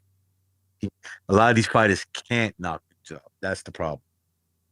Yeah, I mean, I remember when they posted the Garcia tank fight that did like 1 million or something. Canelo does 1 million when they put the full fights. This one, why just less than 500,000? And it's been 2 he months. sucks. He sucks. That's the Sucks. knockout of the year, bro. Yeah, that's the knockout of the year, bro. That's you're gonna see. That's gonna be still the knockout of the year. That's gonna win knockout of the year if the Ring Magazine has anything like that going on. Well, what about Dalton I'm Smith? gonna say it again, man. I'm gonna say this again. Can you imagine if Tank would have built on that Pedraza fight, right? Go look at the punches he was taking in that fight, right? Instead of saying, "Let me use this as a fucking learning curve and have more of those fights so I could defend even better." And in my next time, in my next fight like that, can you imagine how good he would have been? He would with that knockout power. Yeah, I think he would. I think he would have did better with Top Rank instead of PBC. And Exactly. If he would have with Top Rank, he would have been great. Because Top Rank would have told him, "Yo, listen, we love that fight that you had with Pedraza." They would have told him, "We love it." He would have been like, "Well, I got hit a lot. Yeah, you didn't get knocked out, and you won. You should be learning from that." Like that's how it goes. That's how boxing goes. You know, but he wasn't recognize. You mean it's not always hit and not get hit. Exactly. These dudes think that they could jump in. What's the saying? They could jump in water without getting wet. Yeah, it's a game of tag to them. Did he knock out Pedroza though? Yeah, he stopped them. That was a good win. I always thought it was a good win. Me personally. All right. I always thought it was good.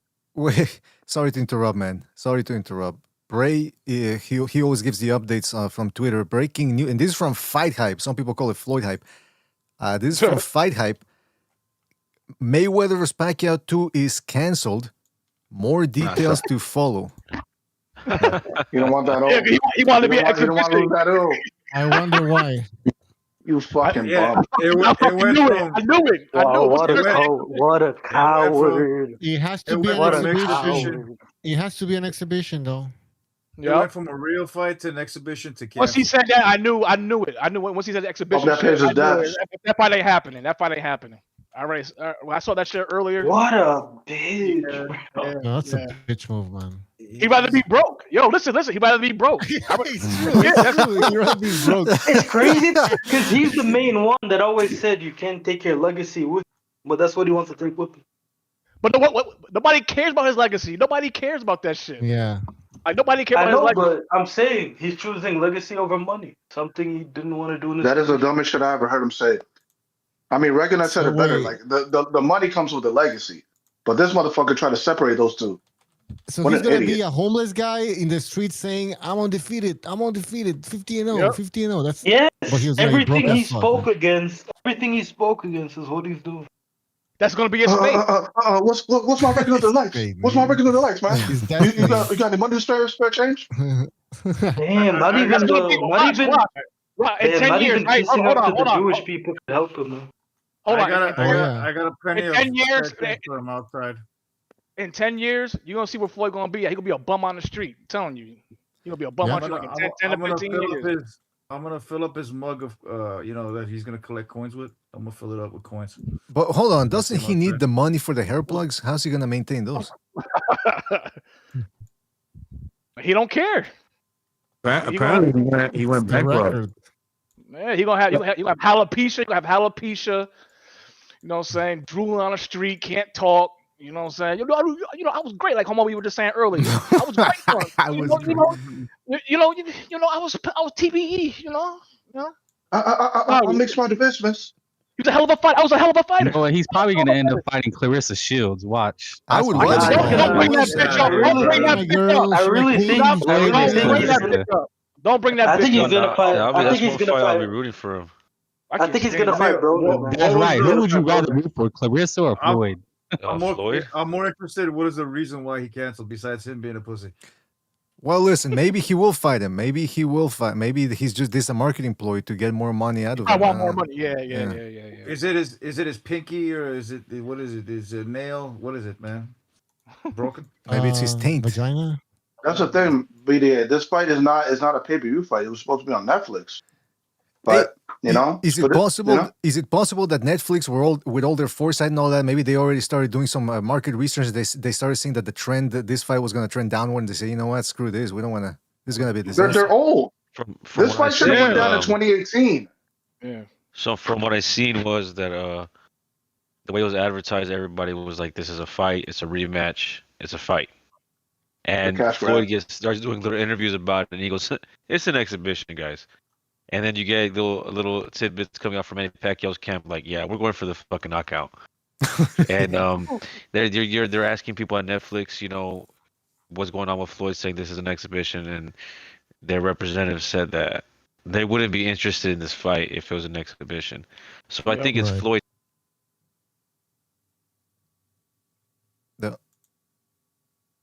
Shit. Hold on a second. I apologize for that. My communication system broke here. Hold on a second. He was on a run on top of that. Fuck. Hold on a second. I'm gonna connect back here. Hold on a second. Give me 2 seconds, fellas. I apologize for that. I don't know what happened. It closed there. At least we're still online, though, by the way, huh? Cross my fingers, though. Knock on wood, rather. Hopefully nothing happens there with the connection. We're back. Your back is against the wall, and now you gotta, you know what I'm saying? Because you need money. I don't give a fuck what you say. You need money. BDA, your stream has ended. What? The stream has ended. It says stream ended on the Discord. I don't know. I'm not sure if it's no. Don't worry about You it. said that before. It's on YouTube though. It's still on YouTube. Hey, we got the real Fu jumping in here. Fu. Hey, by the way, Fu, great stream yesterday, man. I was listening to it, not live, obviously. I didn't even know it was live, but I was rewatching it and good stuff. You look like a Vietnam veteran, by the way, with the bandana and the long hair. I look like Dennis Hopper from Apocalypse Now. A little bit, yeah. You look like. Remember, we've talked about the bordello. No, he looks like he's playing Russian roulette. Yeah, exactly. Yeah, you remember we've talked about Bordello of Blood. You look like the guy that leads the biker guy that leads the people to the funeral home there. As long as he look crazy. You look crazy then. What the fuck? You don't even know what I'm talking about. I look pretty amazing. Pretty amazing. Just gotta be honest. Dennis Hopper, you look crazy. You like Dennis Hopper, you look crazy, nigga. But Fu, what do you make of this? Fu, didn't you predict that this fight? Didn't you predict that Mayweather and Pacquiao was gonna fall through, or? Oh, I thought it was gonna be fake. That's what I thought. It's gonna be I had my doubts about it. He came out and this was already settled that it was gonna be on Netflix. It was gonna be at that dome, whatever, in Las Vegas. And then out of nowhere, he's saying that, it's going to be an exhibition. We don't know where it's going to be. So I heard a little bit of what you guys were saying. And I think what he's trying to do, he's trying to bait and switch Manny. And he thinks that's going to work. But from what I heard, that the contract's already set. And so they don't understand what the hell he's trying to do. And I think what's going to end up happening is on Twitter like days ago. They on Netflix officially announced it. Like what? Yes, that's what I'm saying. I'm like, what is he talking about? This has been officially announced. From what I heard, the contract was already written up. So how is he thinks he's actually going to like change the terms? I mean, that's called what do you call that? That's infringement. Contract. Yeah, it's a breach of contract. You can get a huge lawsuit for that. Yeah, like he's ain't already in debt. He's making the situation even worse, man. Like trying to weasel his way out. Oh, they'll In a situation just say where he we're can not make going to money do the until fight. like he's fucking it up. What they'll say is, well, okay, we won't make the fight, but we're going to sue the beat out of you. They're going to sue him. Yep. Wait. We're going to sue the. There you go. There you go. There you go. Hey, He's so scared. He is so scared to be embarrassed and get beat. He'd rather be broke and get sued is for it money that he don't have possible? anymore. I have to He like defend. being broke back, so like he's been a broke back. Come on, man, come on. I have to. What if there was some miscommunication? What if there was some miscommunication and it wasn't clear whether it was going to be an exhibition or not, and therefore Mayweather has the legal right to recluse himself from this fight? That's impossible. They already signed off on. Yeah, they made an official it was already announcement. settled. That means everything is done. Once Netflix officially announced it, it was everything is done. Like everything is done. Bro, you don't understand. Hey, He makes wait, let me just say this real quick. No, real quick, Gypsy. BDA, and I hate to do this, but I mean, 50 Cent already said this guy can't read. Yeah, that's true. Oh yeah, he can't read. He couldn't even read Cat in the Hat. Yo, but listen, it's like an old video back when Floyd was in the Gucci or Louis store, right? And he's paying for something, but he has a guy next to him actually paying the cashier, counting the money, and giving it to the cashier at the Gucci store. Like he's there, but there's a guy who's counting all the money to give to the cashier. He can't count, right? Yeah. Isn't Leonard Ellaby? Isn't Leonard Ellaby the one reading it for him, his contracts and everything? That's Like, right. Yeah. Stealing off of, and by the way, can I just correct myself? I didn't. I misspoke. It wasn't recuse. He had to recuse himself from the fight. But Gypsy, I mean, were you looking forward to this fight at all? Any modicum of interest? I mean, the way you guys were watching the past, the only fight they ever had. I mean, I was like, man, that's getting me excited. We getting juices flowing and shit. So I was like, you know what? I might as well watch the fucking fight, the first one, and then we'll see and hope so that Pacquiao pulls it off. I think Pacquiao had a shot, but that's the thing though. We think he has a shot. You think Floyd doesn't think Pacquiao has a shot of beating him? So he fucking, he's Pacquiao's been fighting in real fights, man. Like Pacquiao's been fighting in real fights and exhibit. He's been Floyd hasn't been doing that.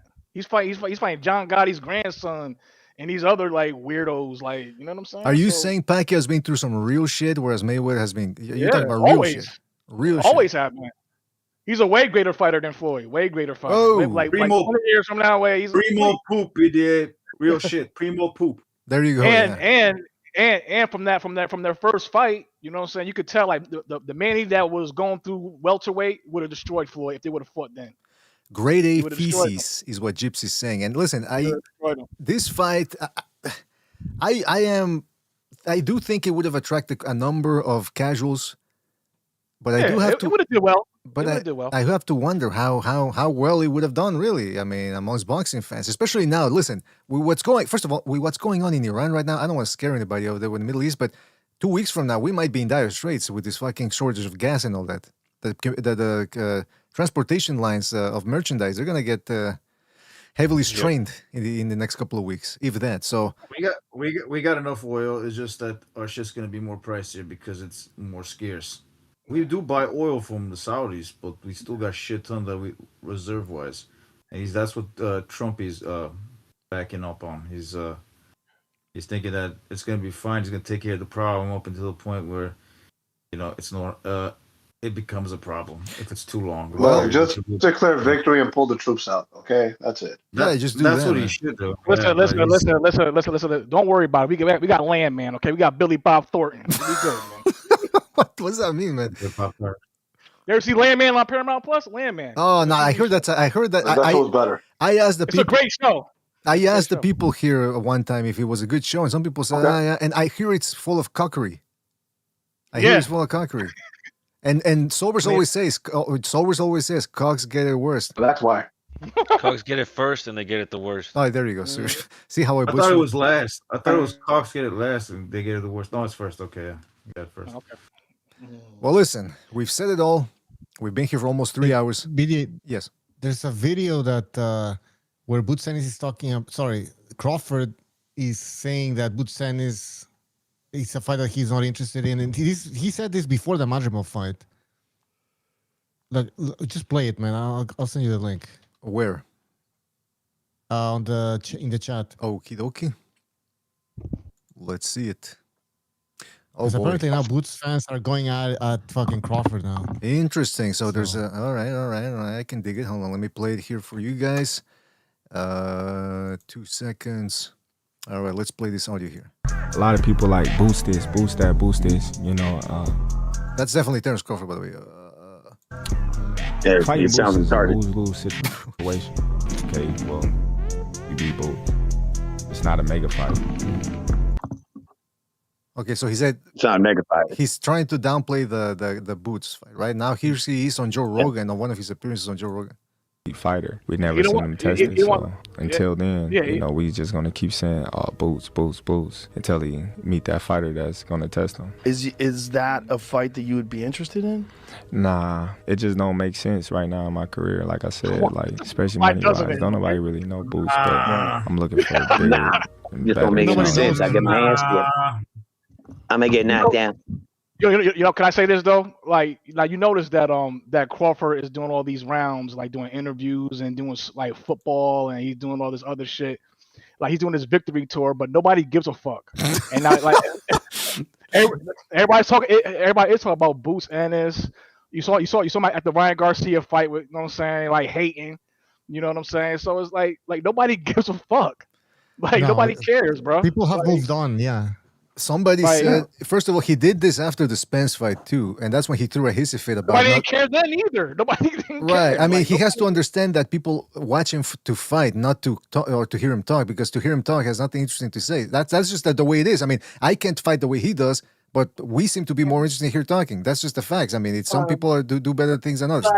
Then on top of that, when I got that like call. Hey, Foo, you got the Bob in the.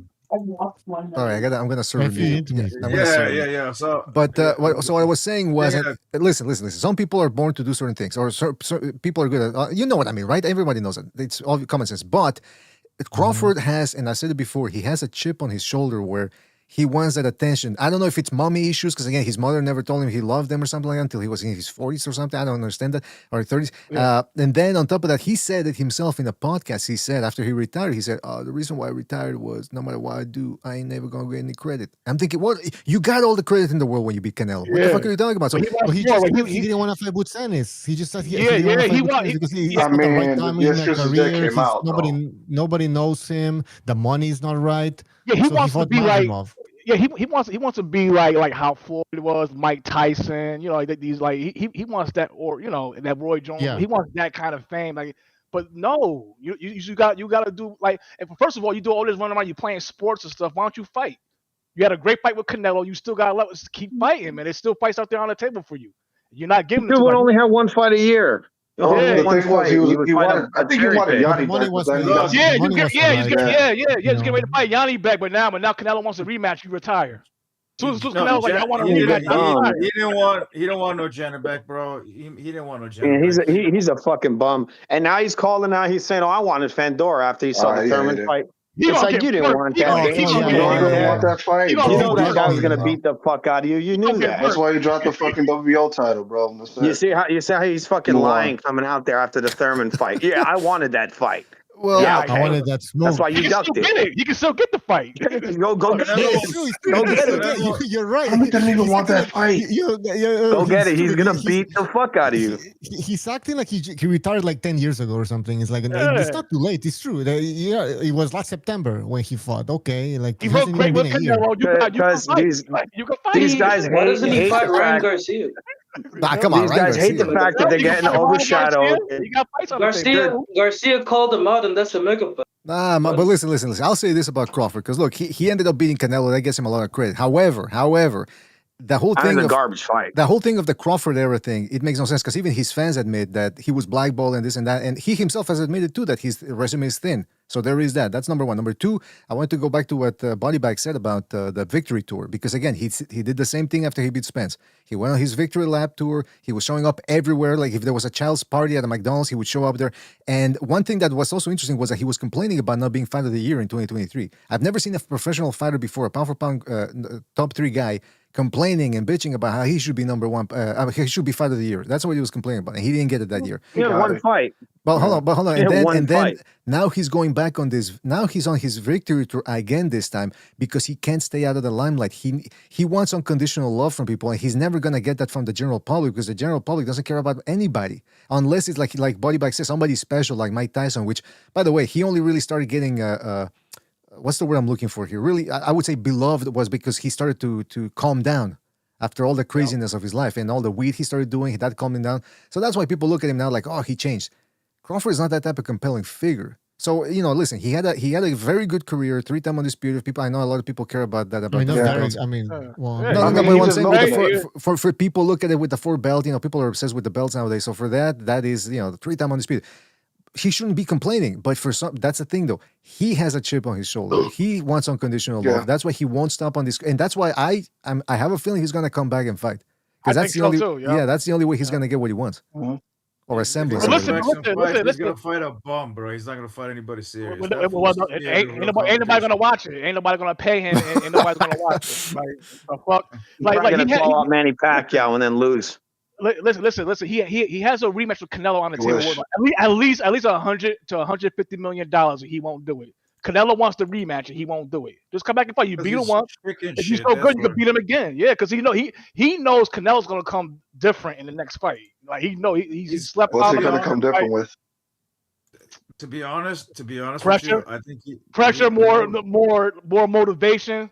The more like Legendary is talking about, he's right. I feel like that was the most. He didn't respect Crawford in that fight, bro. He didn't respect Crawford in that fight, bro. Most afraid of Canelo because Canelo's gonna pull him strings.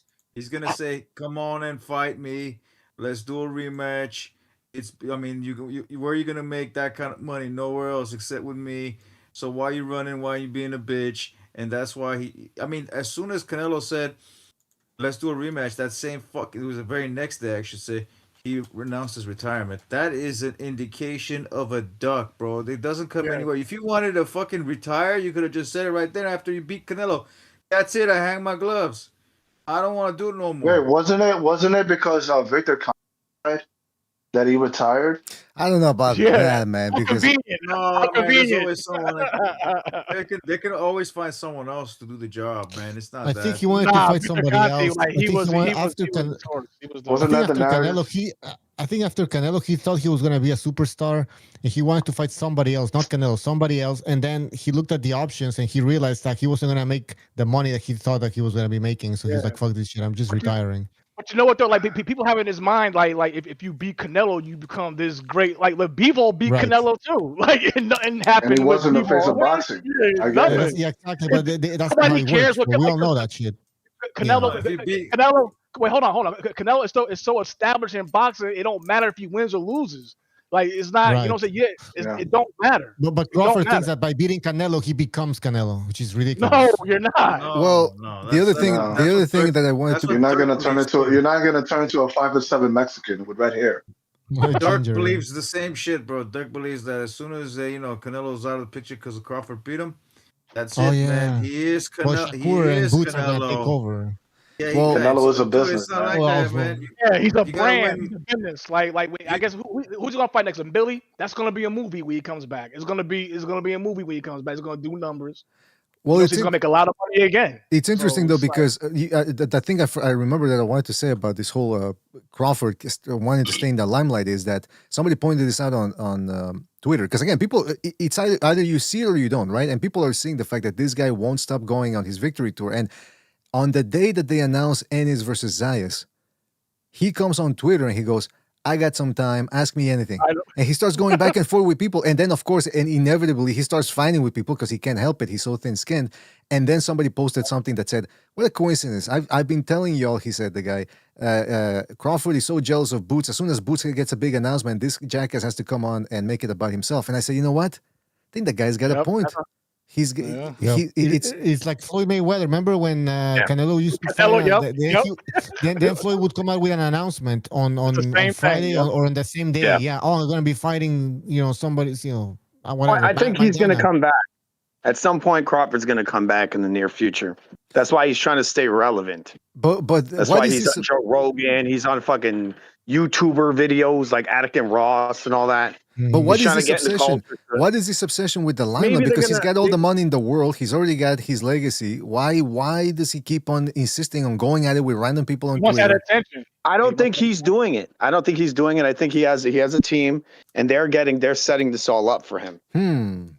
He's not smart enough to do that. He's not a networking guy. Because they're going to create another fight. I think they might actually line him up with Canelo again or something. And so they're trying to build him up in the culture more.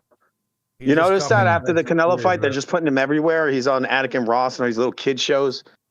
Like, he's not setting that up. No way.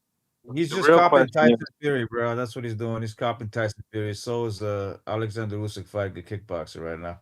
Yeah, but Tyson Fury, if he's all over the place, he's planning on having a fight. Like, he's planning on fighting Usyk again, and fighting AJ. Yeah, but this guy's the real question is, why is Ryan Garcia trolling Crawford? Like, after he beats Canelo, he says Crawford, he wants to knock him out because he wants to fight him. That's why. Well, he's calling him out. He's like, "Hey, I'll knock you out." Garcia would knock out would. Okay, wait. First of all, dude, at 147, he would lay him out. He's not beating Crawford. He's not beating Crawford. Yeah, he would. At 147, Ryan Garcia would beat the dog shit out of Ryan would beat the shit out of him at 147. At 147, dude, he would fuck him up bad. Make 147. All right, calm down. That's big money. That's big money. Ryan Garcia without the snacks, he could come back. He could come back down without the snacks. But listen, trying to figure out what's happening in Ryan Garcia's head. It's we're not gonna get anywhere here. I know. Crawford, but now he wants to fight him. That's what's happening. He wants to fight him. All I'm saying is one day. Wait, hold up. One day, Crawford is the greatest fighter you've ever seen. The next day, he's overrated. Like, which one is He's rage baiting. He admitted it earlier today. He said, I can't believe people are falling for my rage bait. And it works all the time. It works all the time. He's clout chasing. He's just clout chasing. He's looking for a fight versus a hyped up guy who beats old men. He was correct on what he said. All he fights is old men. Well, listen, I read some of the comments in that post that Ryan Garcia he made about Crawford, saying that his career feels like he was incomplete, something like that. Yeah. Anyways, he didn't do anything. Some of the people were saying, "Oh well, it's not Crawford's fault." I mean, they were. Yes, it is. He has fights on the table. Yeah, he has fights on the table. He was being avoided. Let me ask you this, Bouchon. I never heard of a fighter. I never heard of a fighter that's like so great, 4-time undisputed, that's been avoided. He's definitely been avoided. Bucho, who from the 147 era that Crawford came up out of, would you say could go up 2 weight classes and beat Canelo? Do you think Thurman could have done that? Earl Spence? Danny Garcia? We're talking about two different things. I think them in their primes. Them in their primes could have. Them in their primes could have beaten. Look, he's a fucking bum. Why didn't he fight the guys at 154? Sean Porter's 5'6". Sean Porter's 5'6". Danny Garcia was a 140 pounder. When he moved up, he lost his power. When it comes to hold on, let me ask you your question. When it comes to Terence Crawford, this guy was big as fuck, always was big as fuck. Even Bomac said it. He said, Terence Crawford could have fought at 168 a long time ago. So that's the difference between Terence Crawford and these other welterweights that you just fucking trying to compare him with. He stuck his ass at those lower weights for his whole career because he's a little bitch. He's older than Canelo. He could have fought Triple G. He could have fought everybody Canelo fought. But he didn't because he's a bitch. Earl Spence is a big guy. Earl Spence is a big guy too, but you wouldn't pick him to go up and beat Canelo. Yeah, Earl Spence was a dead man. He was a dead man when this guy fought him. Those are my two options. I would have picked Earl Spence before the car crash. No, he wouldn't. No, that version of Earl Spence is not beating Canelo. He fought a broken down guy. We're talking about two different things. We're talking about two different things because the issue at hand was that Crawford himself has admitted that he was blackballed. And so Ryan Garcia does have a point. But so there you go. So Ryan Garcia has a good point. He's that a chronic liar. I mean, the guy's a chronic hold liar. He didn't on, want to fight hold these on, guys. hey, hold on. Let me finish. Let me finish. Wait. So what Ryan Garcia is saying that his resume leaves much to be desired, and that's true because he didn't fight all the welterweights out there. Okay, Exactly. but It's there's undeniable. context. But there's context to those comments. That's all I'm saying. It's not like he chose to avoid people. I agree. Yeah, he did.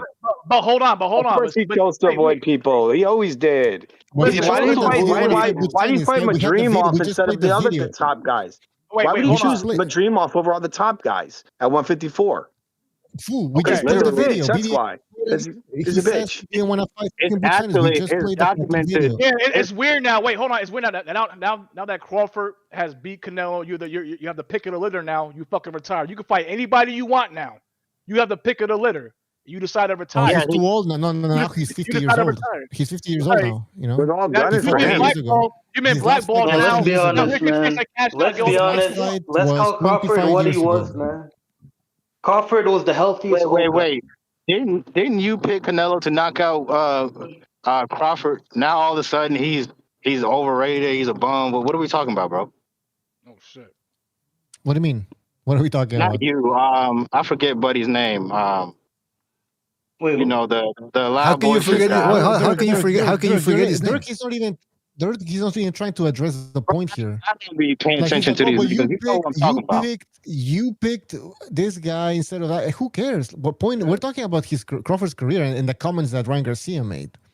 Now, but if how can you? If Crawford didn't fight all these guys, then how can he be considered like one of the best of all time?